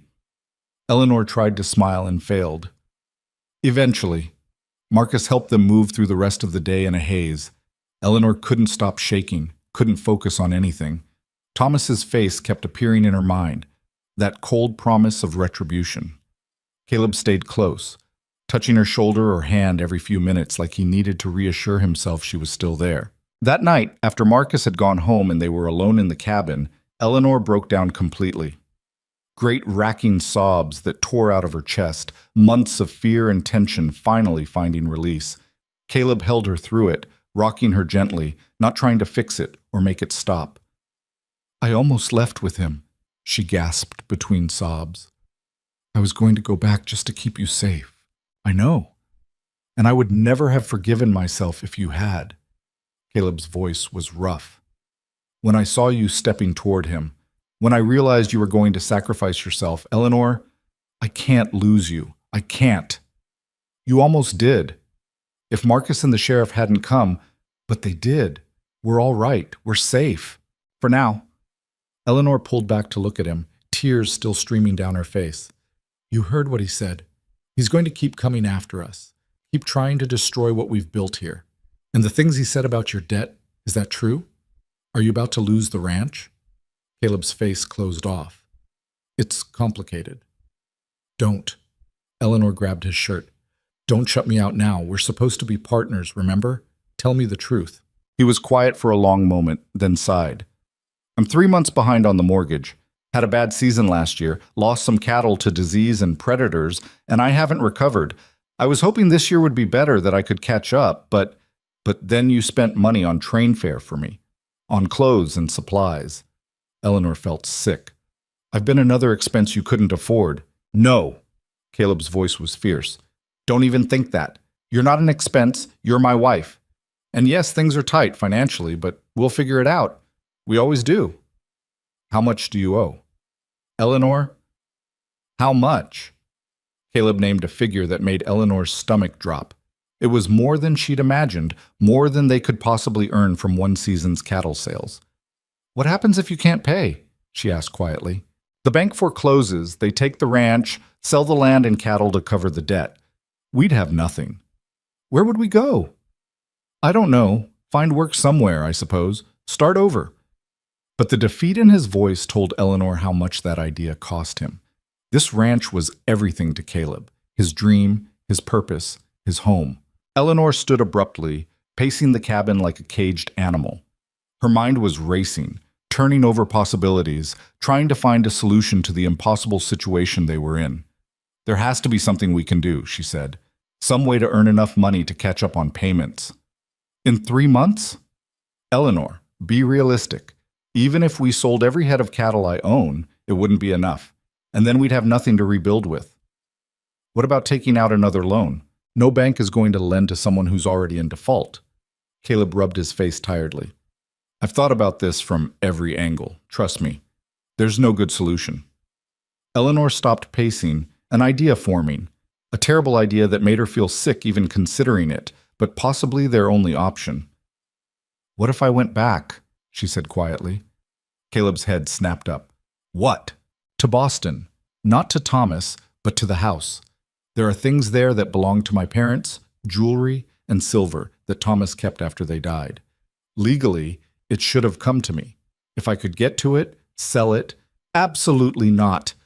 Caleb was on his feet now. You are not going back to Boston, not anywhere near that man. I won't even consider it. But if it could save the ranch, I don't care. The words came out louder than Caleb probably intended. He took a breath, visibly trying to control himself. I don't care about the ranch if the cost is putting you in danger. We'll lose everything. We'll start over somewhere else, but I'm not sending you back into Thomas Whitmore's reach. End of discussion. Eleanor wanted to argue, but she could see the terror in Caleb's eyes, the absolute refusal to even consider the possibility. She let it drop, but the idea didn't leave her mind. Over the next few weeks, they tried to move on. Caleb worked longer hours, pushed himself harder, trying to increase their profits through sheer force of will. Eleanor took over more of the ranch work, learning to handle the cattle with increasing confidence, to ride well enough to help with the herding. They were careful not to talk about money, about Thomas, about the future that felt increasingly uncertain, but the stress was there in the set of Caleb's shoulders, in the way Eleanor jolted awake from nightmares, in the silences that stretched between them. It was late September when Eleanor realized she'd missed her monthly courses. She counted backward twice, then a third time, each count bringing the same impossible result. 6 weeks. She was 6 weeks late, and she was never late. She sat on the edge of the bed with her hand pressed to her still flat stomach, trying to process what this meant. A baby. She was almost certainly carrying Caleb's child. The timing couldn't be worse. They were drowning in debt, under threat from Thomas, possibly about to lose everything they had. Bringing a child into this chaos seemed irresponsible at best, disastrous at worst. But underneath the fear and uncertainty, there was something else, a fierce, protective joy that took her completely by surprise. A baby. Their baby. Proof that something good, good and whole could come from the wreckage of her old life. She didn't tell Caleb right away. She wanted to be sure, wanted to wait until she could think clearly about what it meant. But her body betrayed her a week later when the smell of bacon cooking made her bolt from the bed and lose what little was in her stomach. Caleb found her on the porch afterward, pale and shaking. "You sick?" he asked, concern written all over his face. "Should I ride for the doctor?" No, doctor." Eleanor took a shaky breath. "I'm not sick. I'm pregnant." Caleb froze. "You're what?" "Pregnant. I think about 2 months along, maybe a little less." She couldn't read his expression. "Are you angry?" "Angry?" Caleb sat down heavily beside her. No, I'm not angry. I'm terrified and confused," and he stopped, running his hands through his hair. "A baby. We're having a baby. I know the timing is terrible. The timing is always terrible for something like this. There's never a perfect moment."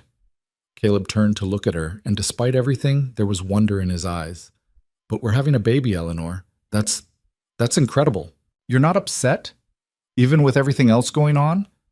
"I'm a lot of things right now, but upset isn't one of them." He reached out tentatively and placed his hand on her stomach. "This is ours. Something good in the middle of all the bad. How could I be upset about that?" Eleanor felt tears prick her eyes. "I was so afraid you'd see it as another burden we can't afford." "Never. You hear me? This baby is never a burden." Caleb pulled her against him. "We'll figure the rest out. Somehow." But figuring it out proved harder than determination alone could solve. The bank sent notice in October that if payment wasn't received by the end of November, foreclosure proceedings would begin. Caleb met with them twice, trying to negotiate an extension, but they were unmoved. "It's not personal," the banker explained with professional sympathy. "But we have our own obligations. 3 months past due is our limit."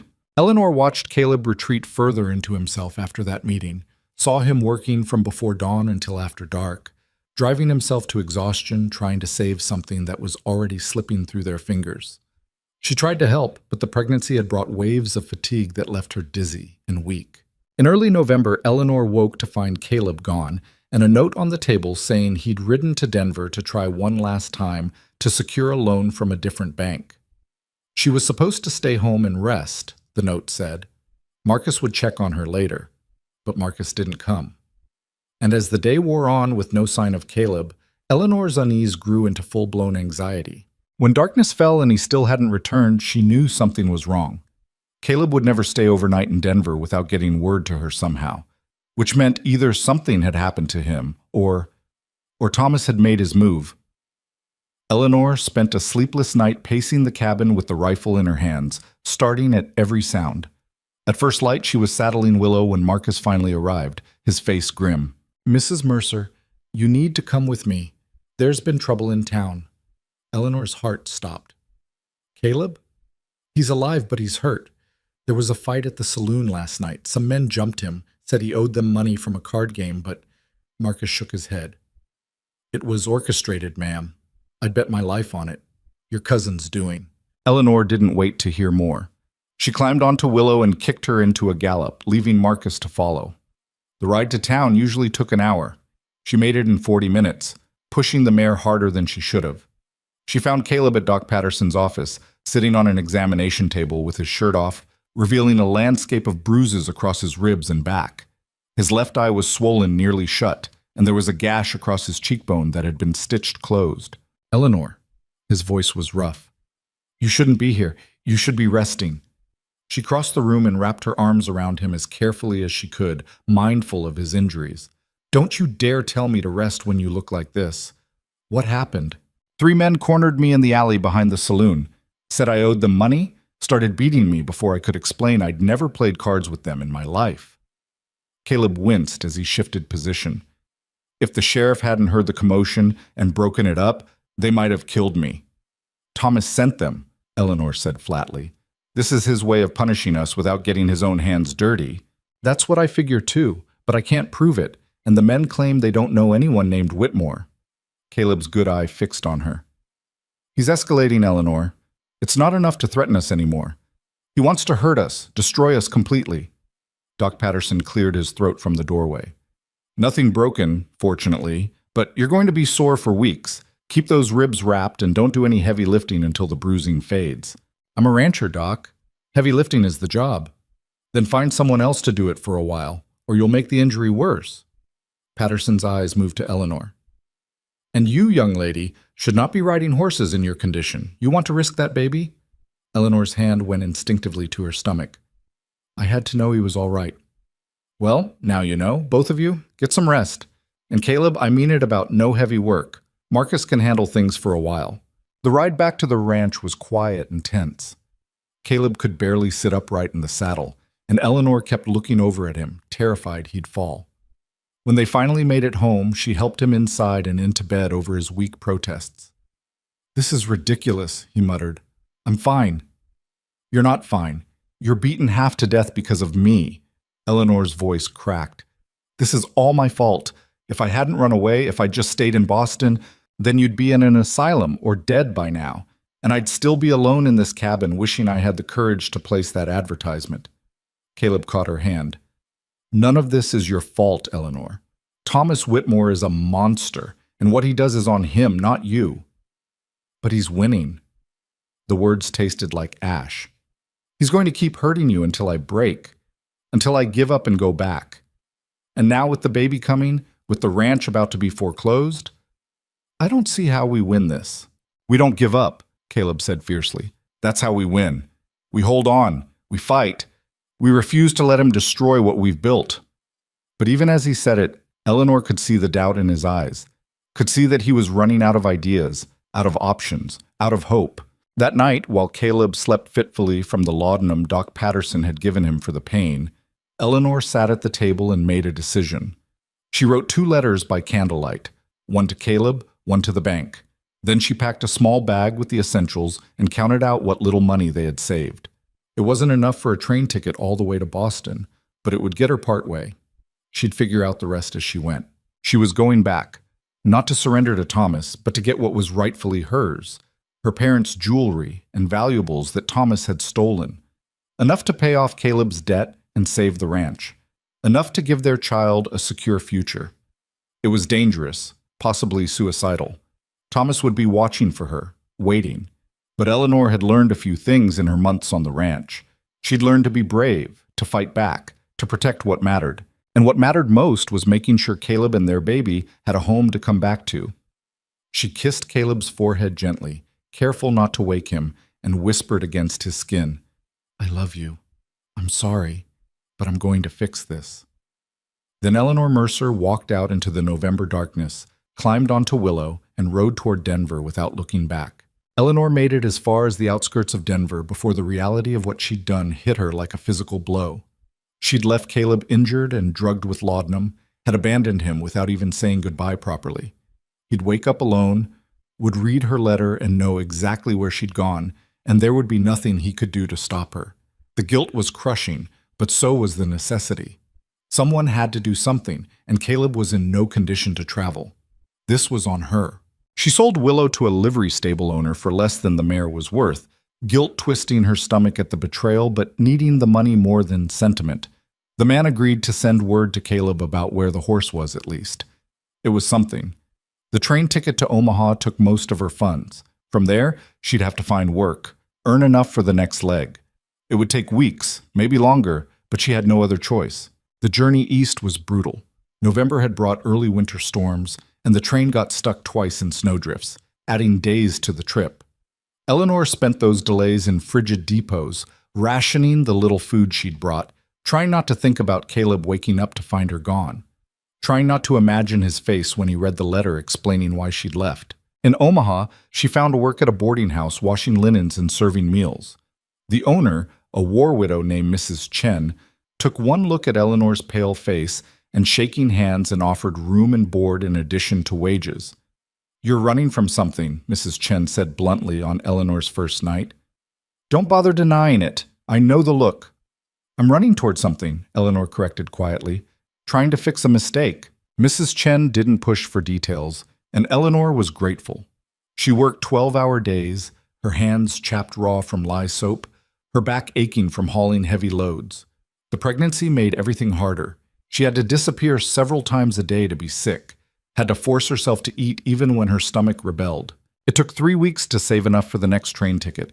3 weeks of wondering if Caleb had found her letter, if he'd tried to follow her, if he'd given up and let the bank take the ranch. 3 weeks of nightmares about what would happen when she reached Boston. She arrived in the city on a gray December morning with snow falling in thick, wet flakes. Everything looked smaller than she remembered, dirtier. Or maybe she'd just changed, had grown used to wide open spaces and clean mountain air. Eleanor didn't go straight to Thomas's house. Instead, she found a cheap room in a boarding house near the docks and spent 2 days watching his Beacon Hill mansion from a distance, learning his patterns. He left for his office at 9 each morning, returned at 6 in the evening. The staff was minimal, a housekeeper who came 3 days a week, a cook who arrived each afternoon to prepare dinner. On the third day, Eleanor waited until Thomas left, then approached the servants' entrance. She knocked, and when the cook opened the door, Eleanor pulled out the story she'd rehearsed. "I'm here about the silver Mrs. Whitmore wanted polished. The pieces from the estate sale?" It was a gamble, but servants talked, and Eleanor was counting on the cook being new enough not to know that there had never been any Mrs. Whitmore, that Thomas had never married. The cook frowned. "I don't know anything about that. You'll have to come back when Mr. Whitmore is home. He specifically said to come while he was out, that he didn't want to be bothered with household matters." Eleanor made her voice confident, like she belonged there. "If I don't get this done today, there'll be trouble." The cook hesitated, then sighed. "Fine. The silver's in the dining room sideboard. Be quick about it, though. I've got dinner to prepare." Eleanor's heart hammered as she stepped into the house she'd fled months ago. Everything was exactly as she remembered. The dark wallpaper, the heavy furniture, the oppressive silence. She could almost feel Thomas's presence, the weight of 3 years of fear pressing down on her shoulders. She forced herself to move. The dining room was empty, and the sideboard held exactly what she'd hoped for. Not just silver, but the small mahogany box where Thomas kept her mother's jewelry. He'd shown it to her once, told her it would be hers when she learned to behave properly, as if her mother's pearls and rings were rewards for obedience. Eleanor grabbed the box and as much of the silver as she could fit in her bag. The weight was substantial, enough to pay off Caleb's debt and then some. She was turning to leave when she heard the front door open. Thomas's voice echoed through the house. "Mrs. Hall, I forgot some documents.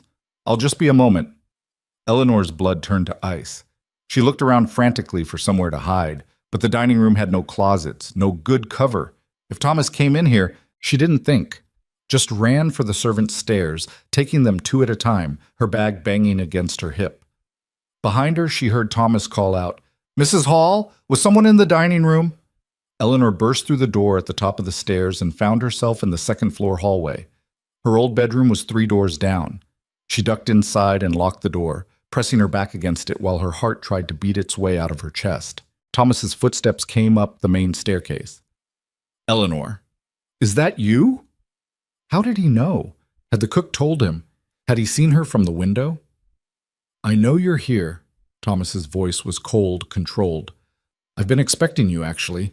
Knew you'd come back eventually, though I'm surprised it took this long. Your husband finally tire of playing protector?" Eleanor didn't answer, barely dared to breathe. She heard him try several doors, moving closer to her room. "You've caused me considerable trouble, Eleanor. Do you have any idea how much money I've spent trying to retrieve you? How much damage you've done to my reputation?" His voice was right outside her door now. "But I'm willing to forgive you. Come out, return what you've stolen, and we can discuss the terms of your return to my household." "I'm not coming back," Eleanor said, hating how her voice shook. "And I didn't steal anything. The jewelry was my mother's. It should have been mine when she died. Everything in this house is mine, including you, until you turn 25. The door handle rattled as Thomas tried it. "Open this door, Eleanor." "No." "Then I'll break it down. Don't think I won't." Eleanor looked around desperately. The window, it was the same window she'd climbed out of to escape the first time. But she was on the second floor, and she was pregnant now. A fall could kill the baby, could kill her. But staying meant surrendering everything she'd fought for. Thomas hit the door hard, and the frame cracked. Another hit, and it would give way. Eleanor made her decision. She unlocked the window and shoved it open, cold December air rushing in. The trellis her father had built for her mother's roses still clung to the side of the house, though it looked more fragile than she remembered. The door splintered behind her as Eleanor climbed out onto the trellis. Thomas appeared in the doorway, just as she started her descent. "Stop!" His voice cracked with genuine alarm. "Eleanor, for the love of... you'll kill yourself." "Better than letting you lock me away," Eleanor shot back, climbing down as fast as she dared. The trellis groaned under her weight, old wood protesting. She was halfway down when one of the supports gave way with a sharp crack. Eleanor grabbed for the nearest handhold, but her fingers slipped on the frost-covered wood. For one weightless moment she was falling, and all she could think was the baby, the baby, the baby. She hit the snow-covered ground hard enough to knock the air from her lungs. Pain exploded through her left ankle, and when she tried to stand, her leg gave out beneath her. "Eleanor." Thomas was at the window above, and the shock in his voice sounded almost genuine. "Don't move. I'm coming down." But Eleanor was already moving, dragging herself up using the wall for support. Her ankle screamed in protest, but it bore weight. Sprained, not broken. She could work with sprained. She limped as fast as she could toward the street, every step agony, her bag of stolen valuables clutched against her chest. Behind her, she heard Thomas shouting for someone to stop her, but the street was empty except for a passing carriage. Eleanor flagged it down desperately. "Please, I need to get to the train station. It's an emergency." The driver looked at her disheveled appearance with suspicion, but Eleanor pulled out the last of her money and thrust it at him. "Please." He helped her into the carriage, and they lurched into motion just as Thomas burst out of his front door. Eleanor watched through the window as he stood in the street, watching her escape for the second time, his face twisted with impotent rage. She'd done it. She'd actually done it. The relief lasted until she reached the train station and realized she had no money left for a ticket. She'd given it all to the carriage driver. Eleanor sat on a bench with her throbbing ankle elevated and tried not to cry. She'd come so far, had risked everything, and now she was stuck in Boston with a bag full of jewelry she couldn't sell without drawing attention. "Excuse me, miss. You look like you could use some help."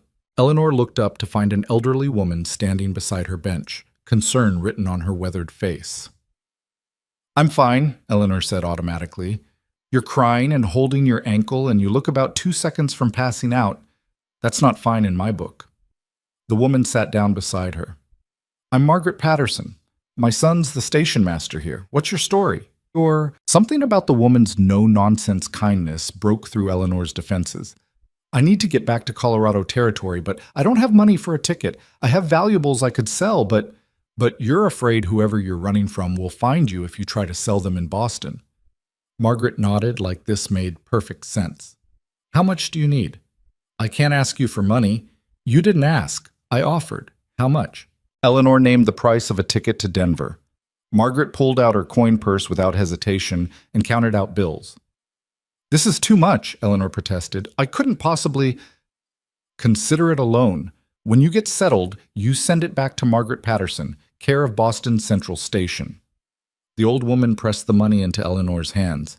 "I've got 6 daughters, and every one of them has needed help at some point.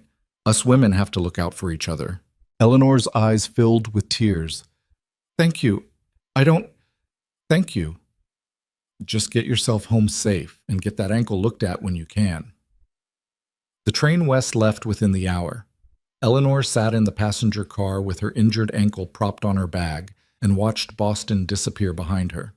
She'd gotten what she'd come for, had survived another encounter with Thomas. Now she just had to get back to Caleb and hope he'd forgive her for leaving. The journey back was longer than the trip east, complicated by holiday travel and winter storms. Eleanor spent a miserable Christmas day stuck in a Kansas depot, eating stale bread and trying not to think about Caleb spending the holiday alone and hurt. She finally reached Denver in early January, nearly 6 weeks after she'd left. Her ankle had healed to a dull ache, and her pregnancy was starting to show despite her attempts to hide it. She sold half the jewelry to a reputable dealer in Denver, keeping her mother's pearls and wedding ring for herself.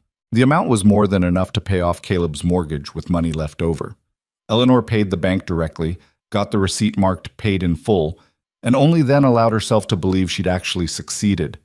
Now came the hard part, going home and facing what she'd done. Eleanor hired a wagon to take her back to the ranch, unable to ride horseback with her healing ankle. The driver dropped her off at the property line, and she walked the last quarter mile on foot, her bag heavy with the remaining valuables, and the precious receipt that proved the ranch was safe. It was late afternoon, the January sun already sinking toward the mountains. Smoke rose from the cabin's chimney, and Eleanor could see horses in the corral. Someone was home. She was halfway to the porch when the door flew open and Caleb appeared. He'd lost weight, she noticed with a pang. His face was thinner, harder, and when he saw her, the expression that crossed his features was too complex to parse. Relief, fury, joy, betrayal, all fighting for dominance. Eleanor. Her name came out rough, like his throat was raw from screaming. You're alive. I'm alive. She stopped a few feet from the porch, suddenly uncertain. I know you're angry. Angry? Caleb laughed, a sharp, broken sound. I'm way past angry, Eleanor. I woke up to find you gone, found that letter saying you'd gone back to Boston to face Thomas alone, and I couldn't— His voice cracked. I couldn't come after you. I was hurt. I had no money. The ranch was falling apart, and all I could do was wait and pray you'd come back in one piece. I'm sorry. The words were completely inadequate. I'm so sorry, but I had to do something. I couldn't just sit there and watch Thomas destroy everything we'd built. So you nearly got yourself killed instead. That was your solution? Caleb descended the porch steps, and Eleanor saw that he was shaking with suppressed emotion. Do you have any idea what these past 6 weeks have been like? Wondering if you were dead? If Thomas had locked you away? If I'd ever see you again? I left you a letter. A letter explaining that you were throwing yourself into danger, and there was nothing I could do to stop you. That's supposed to make it better? Eleanor pulled the receipt from her bag with trembling hands. I got the money. I paid off the mortgage. The ranch is safe. Caleb stared at the paper like it was written in a foreign language. You— What? I went to Boston, broke into Thomas's house, took my mother's jewelry that he'd stolen, sold it, and paid your debt. The words came out in a rush. The ranch is yours free and clear. We're safe. The baby's safe. The baby! Caleb's eyes dropped to her stomach, where the pregnancy was now visible. You traveled across the country while pregnant, climbed out windows, faced down Thomas, all to save a ranch I was ready to walk away from? It's not just a ranch. It's your dream, your home. It's where we're building our life. Eleanor took a step closer. And I couldn't let Thomas take that from us. I couldn't let him win. He could have killed you. Caleb's voice broke completely. You could have died. And the last thing I would have said to you was get some rest while I slept off laudanum. Do you understand how that's been eating at me? I know. I know I hurt you by leaving, by not trusting you to find another solution. But Caleb, I'm not that scared girl who stepped off the train anymore. I'm stronger now. You made me stronger. And sometimes being strong means doing terrifying things to protect what you love. Caleb closed the distance between them and pulled her into a crushing embrace that made her gasp. Don't ever do that to me again, he said against her hair. Don't ever leave without saying goodbye. I can't go through that again. I won't, I promise. Eleanor wrapped her arms around him, breathing in the familiar scent of him, leather and wood smoke and home. I'm sorry, I'm so sorry.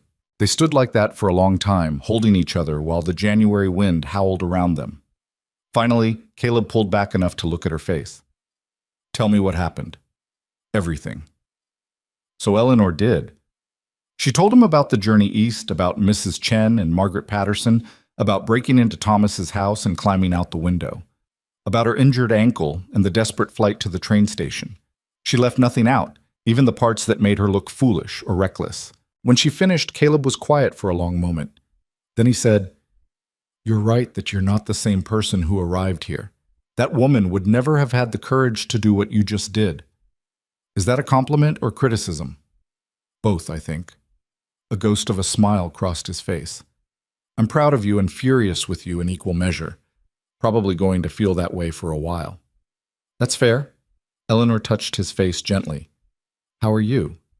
Did the injuries heal properly? Well enough. Marcus basically moved in for a few weeks to make sure I didn't do anything stupid while I recovered. Caleb caught her hand and pressed it to his chest. He's the one who kept me sane, kept insisting you'd come back. I wasn't always sure I believed him. I'll always come back to you. Eleanor said it like a vow. No matter what happens, this is where I belong, with you. Caleb kissed her then, deep and desperate, like he was trying to convince himself she was real.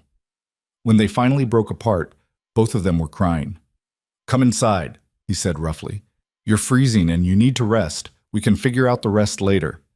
The cabin felt exactly the same and completely different all at once. Someone, probably Marcus, had kept it clean and maintained in her absence. Eleanor sank into the rocking chair by the fire, while Caleb heated water for tea. "Did Thomas come here?" she asked. "After I left?" "Once, about 2 weeks after you ran off." Caleb handed her a steaming cup. "He was looking for you, assumed you'd come back here instead of actually going to Boston. Sheriff Morrison sent him packing again, made it clear he wasn't welcome in Colorado. He won't give up completely. Even with the debt paid and me out of his reach, he'll still be angry." "Let him be angry in Boston. Out here, he's just another Eastern blowhard with more money than sense." Caleb settled onto the floor beside her chair. "We've got bigger things to worry about now, like preparing for a baby."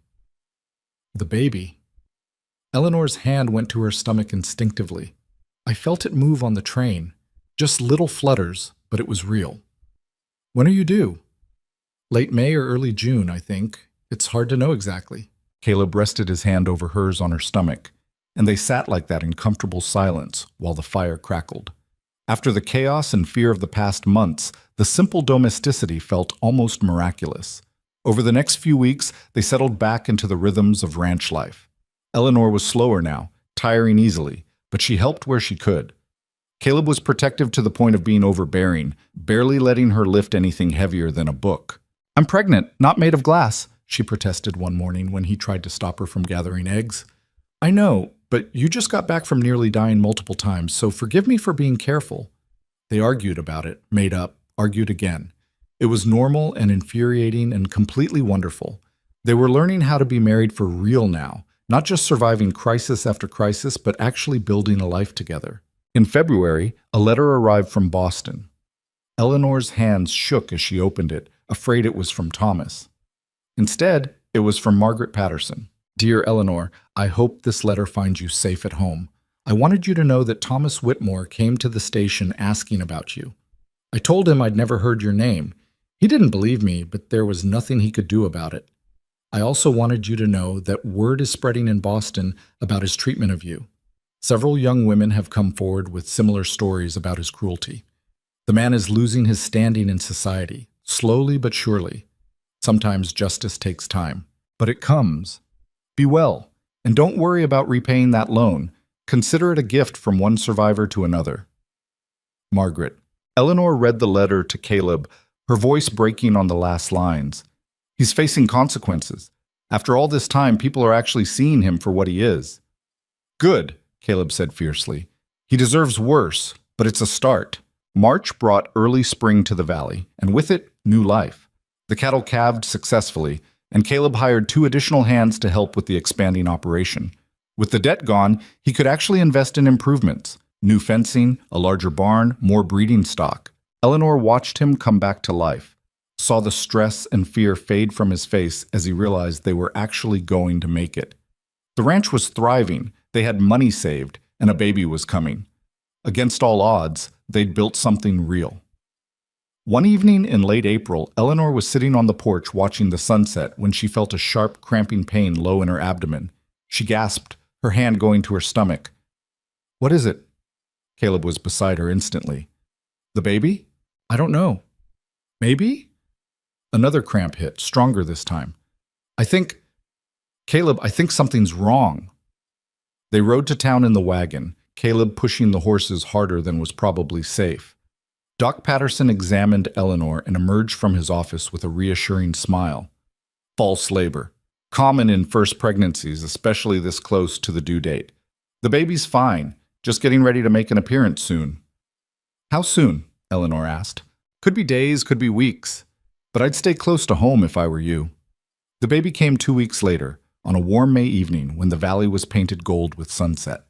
Eleanor's labor started just after dinner, and by midnight, Doc Patterson had been summoned and was setting up in their bedroom. The labor was long and brutal. Eleanor had thought she understood pain after years with Thomas, but this was something else entirely. Wave after wave of agony that left her gasping and sweating. Caleb stayed with her the whole time, holding her hand, letting her scream at him when the pain got too bad. "I can't do this," she sobbed around 3 in the morning. I can't. It's too much. You can, Caleb said firmly. You climbed out a second-story window pregnant and escaped across the country. You can do this. And somehow, she did. As the sun rose over the mountains, painting their bedroom in shades of pink and gold, Eleanor pushed one final time and felt the baby slide free in a rush of relief so intense she nearly passed out. A cry split the air, thin and indignant and absolutely perfect. It's a boy, Doc Patterson announced, holding up a squirming, red-faced infant. Healthy lungs, all fingers and toes accounted for. Congratulations. Eleanor couldn't speak, couldn't do anything but stare as the doctor cleaned the baby and wrapped him in a blanket. Then Caleb was placing their son in her arms, and Eleanor looked down at the tiny face and felt her heart crack wide open. He's perfect, she whispered. He's got your nose, Caleb said, his voice thick with emotion. And he's already scowling like you do when you're annoyed. Eleanor laughed through her tears. What should we name him? They'd discussed names, but never settled on one. Now, looking at their son's face, Eleanor knew exactly what felt right. James, she said. After my father, James Mercer. James Mercer, Caleb repeated, testing it out. I like it. The baby, James, made a small sound and nuzzled against Eleanor's chest. She guided him to nurse, and when he latched on and began feeding with single-minded determination, she felt something shift inside her. This was what she'd been fighting for all along, this moment, this family, this chance at a life that wasn't defined by fear and pain. Over the next few weeks, Eleanor learned the exhausting reality of caring for a newborn. James had excellent lungs and used them frequently, especially at night. She was constantly tired, constantly covered in milk or spit up, constantly wondering if she was doing anything right. But she was also happier than she'd ever been. Watching Caleb hold their son with such tender care, seeing the wonder on his face when James grabbed his finger, hearing the silly songs Caleb sang while changing diapers, it all felt like a gift she didn't quite deserve but was grateful for anyway. Marcus came by to meet the baby and brought his wife, Sarah, who took one look at Eleanor's exhausted face and insisted on helping with the household chores for a few hours so Eleanor could sleep. It was a kindness that made Eleanor cry, though she blamed the tears on being tired. In June, another letter arrived from Boston. This time it was from a lawyer Eleanor had never heard of. Dear Mrs. Mercer, I represent several young women who have filed complaints against Thomas Whitmore for assault and unlawful imprisonment. Your testimony regarding your treatment while under his guardianship would greatly strengthen our case. If you're willing to provide a written statement, please contact my office. Sincerely, Robert Chen. Attorney at law Eleanor showed the letter to Caleb. Robert Chen. Any relation to Mrs. Chen in Omaha, you think? Probably her son. She mentioned he was a lawyer. Caleb read the letter carefully. You going to do it? Testify against Thomas? Eleanor looked out the window at the valley spread before them, at the life they'd built here. She thought about all the other women who'd suffered under Thomas's cruelty, who were finally brave enough to speak up. Yes, she said. I'm going to do it. She spent a week composing her statement, detailing every beating, every cruelty, every moment of fear she'd endured in Thomas's house. It was painful to put it all on paper, to relive those 3 years, but it was also cathartic, a final purging of the poison he'd left in her. When she finished, she sent it to Robert Chen and tried not to think about what would happen next. That was Boston's problem now, not hers. Summer settled over the ranch in waves of golden warmth. James grew bigger and more alert, fascinated by everything around him. Eleanor would sit with him on the porch in the evenings, pointing out the mountains and cattle and clouds, telling him stories about his grandparents and the life she hoped he'd have. In August, word came that Thomas Whitmore had been arrested. The trial would be in September, and while Eleanor's testimony wouldn't be needed in person, her written statement was enough. She followed the news from a distance through letters from Robert Chen. Thomas tried every trick in his considerable arsenal. He hired expensive lawyers, called in favors from powerful friends, attempted to paint the women as liars and hysterics. But there were too many of them, and their stories lined up too well. The evidence was overwhelming. In October, Thomas Whitmore was convicted of assault and unlawful imprisonment. He was sentenced to 10 years in prison, and his considerable fortune was divided among his victims as restitution. When the news reached Colorado, Eleanor sat on the porch with the letter in her hands and cried. Not tears of joy exactly, but of release. It was over. Thomas couldn't hurt her anymore, couldn't hurt anyone anymore. She was finally, truly free. You all right? Caleb asked, settling beside her with James in his arms. I am. I really am. Eleanor leaned against his shoulder. It's strange, you know. I spent so long being afraid of him, running from him, fighting against him, and now he's just gone, locked away. It almost doesn't feel real. It's real. And you helped make it happen by being brave enough to speak up. Caleb shifted James so he could put his arm around Eleanor. I'm proud of you. I'm proud of us. Look at what we built. Eleanor gestured to the ranch spread before them, the expanded barn, the healthy cattle, the garden she'd planted that was now bursting with late-season vegetables. A year ago, we were drowning in debt and fear. Now look at us. Now look at us, Caleb agreed softly. The first snow came in November, dusting the valley in white.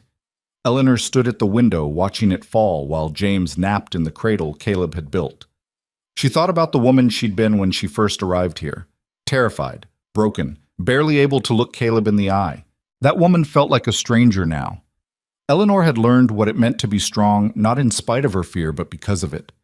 She'd learned that love wasn't about control or perfection, but about choosing each other every day, even when it was hard.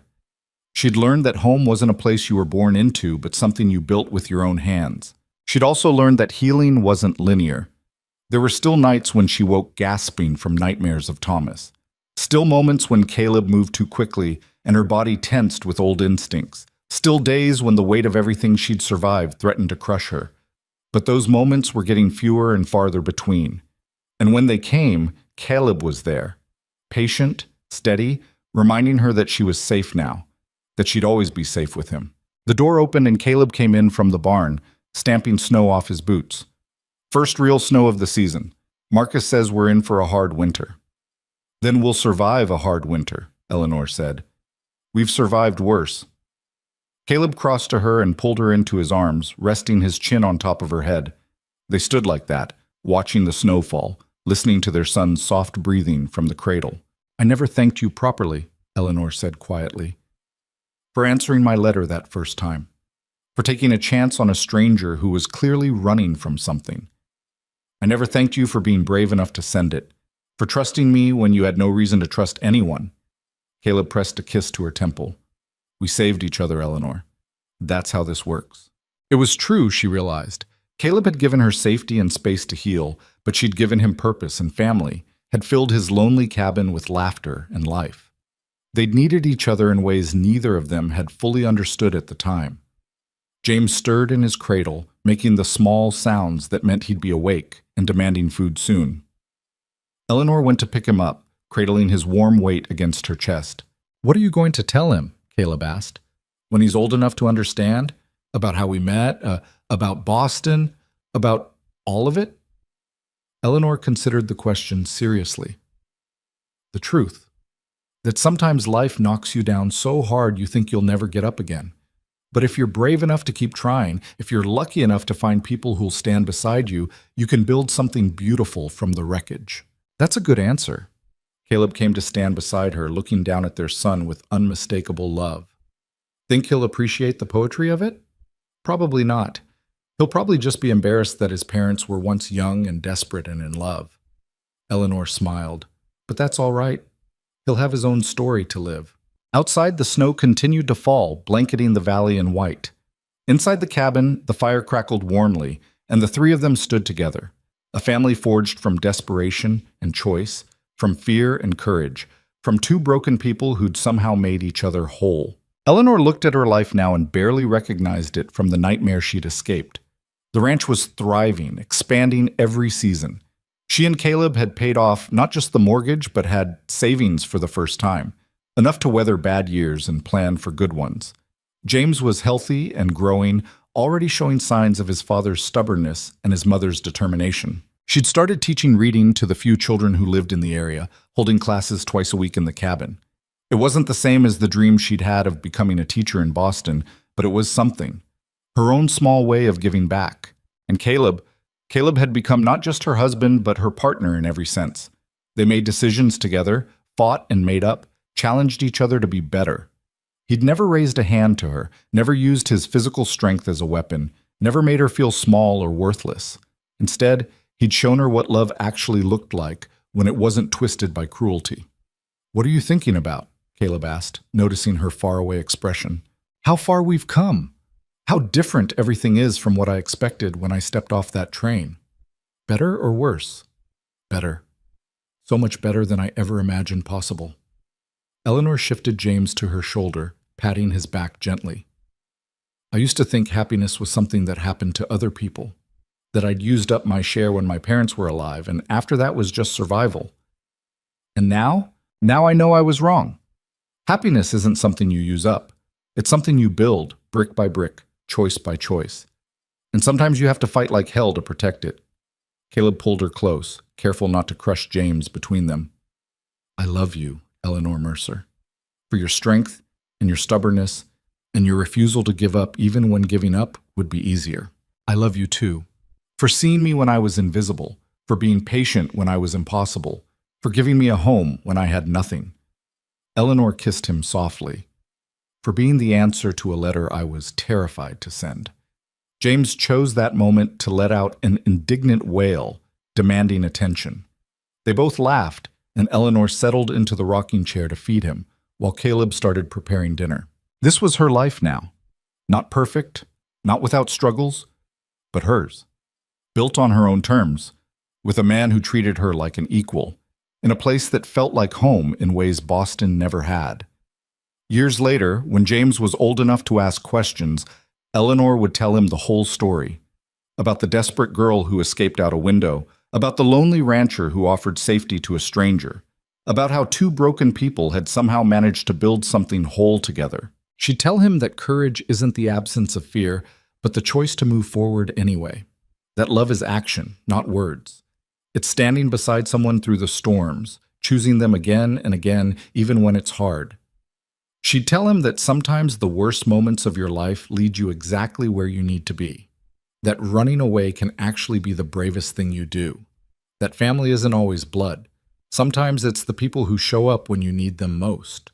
But for now, in this moment, Eleanor just held her son and watched the snow fall and felt grateful. Grateful for the advertisement that had saved her life, for the man who'd answered her desperate letter, for the baby who'd made their family complete. Grateful for second chances and new beginnings and the possibility of happiness after despair. The ranch stretched out before them, solid and real and theirs.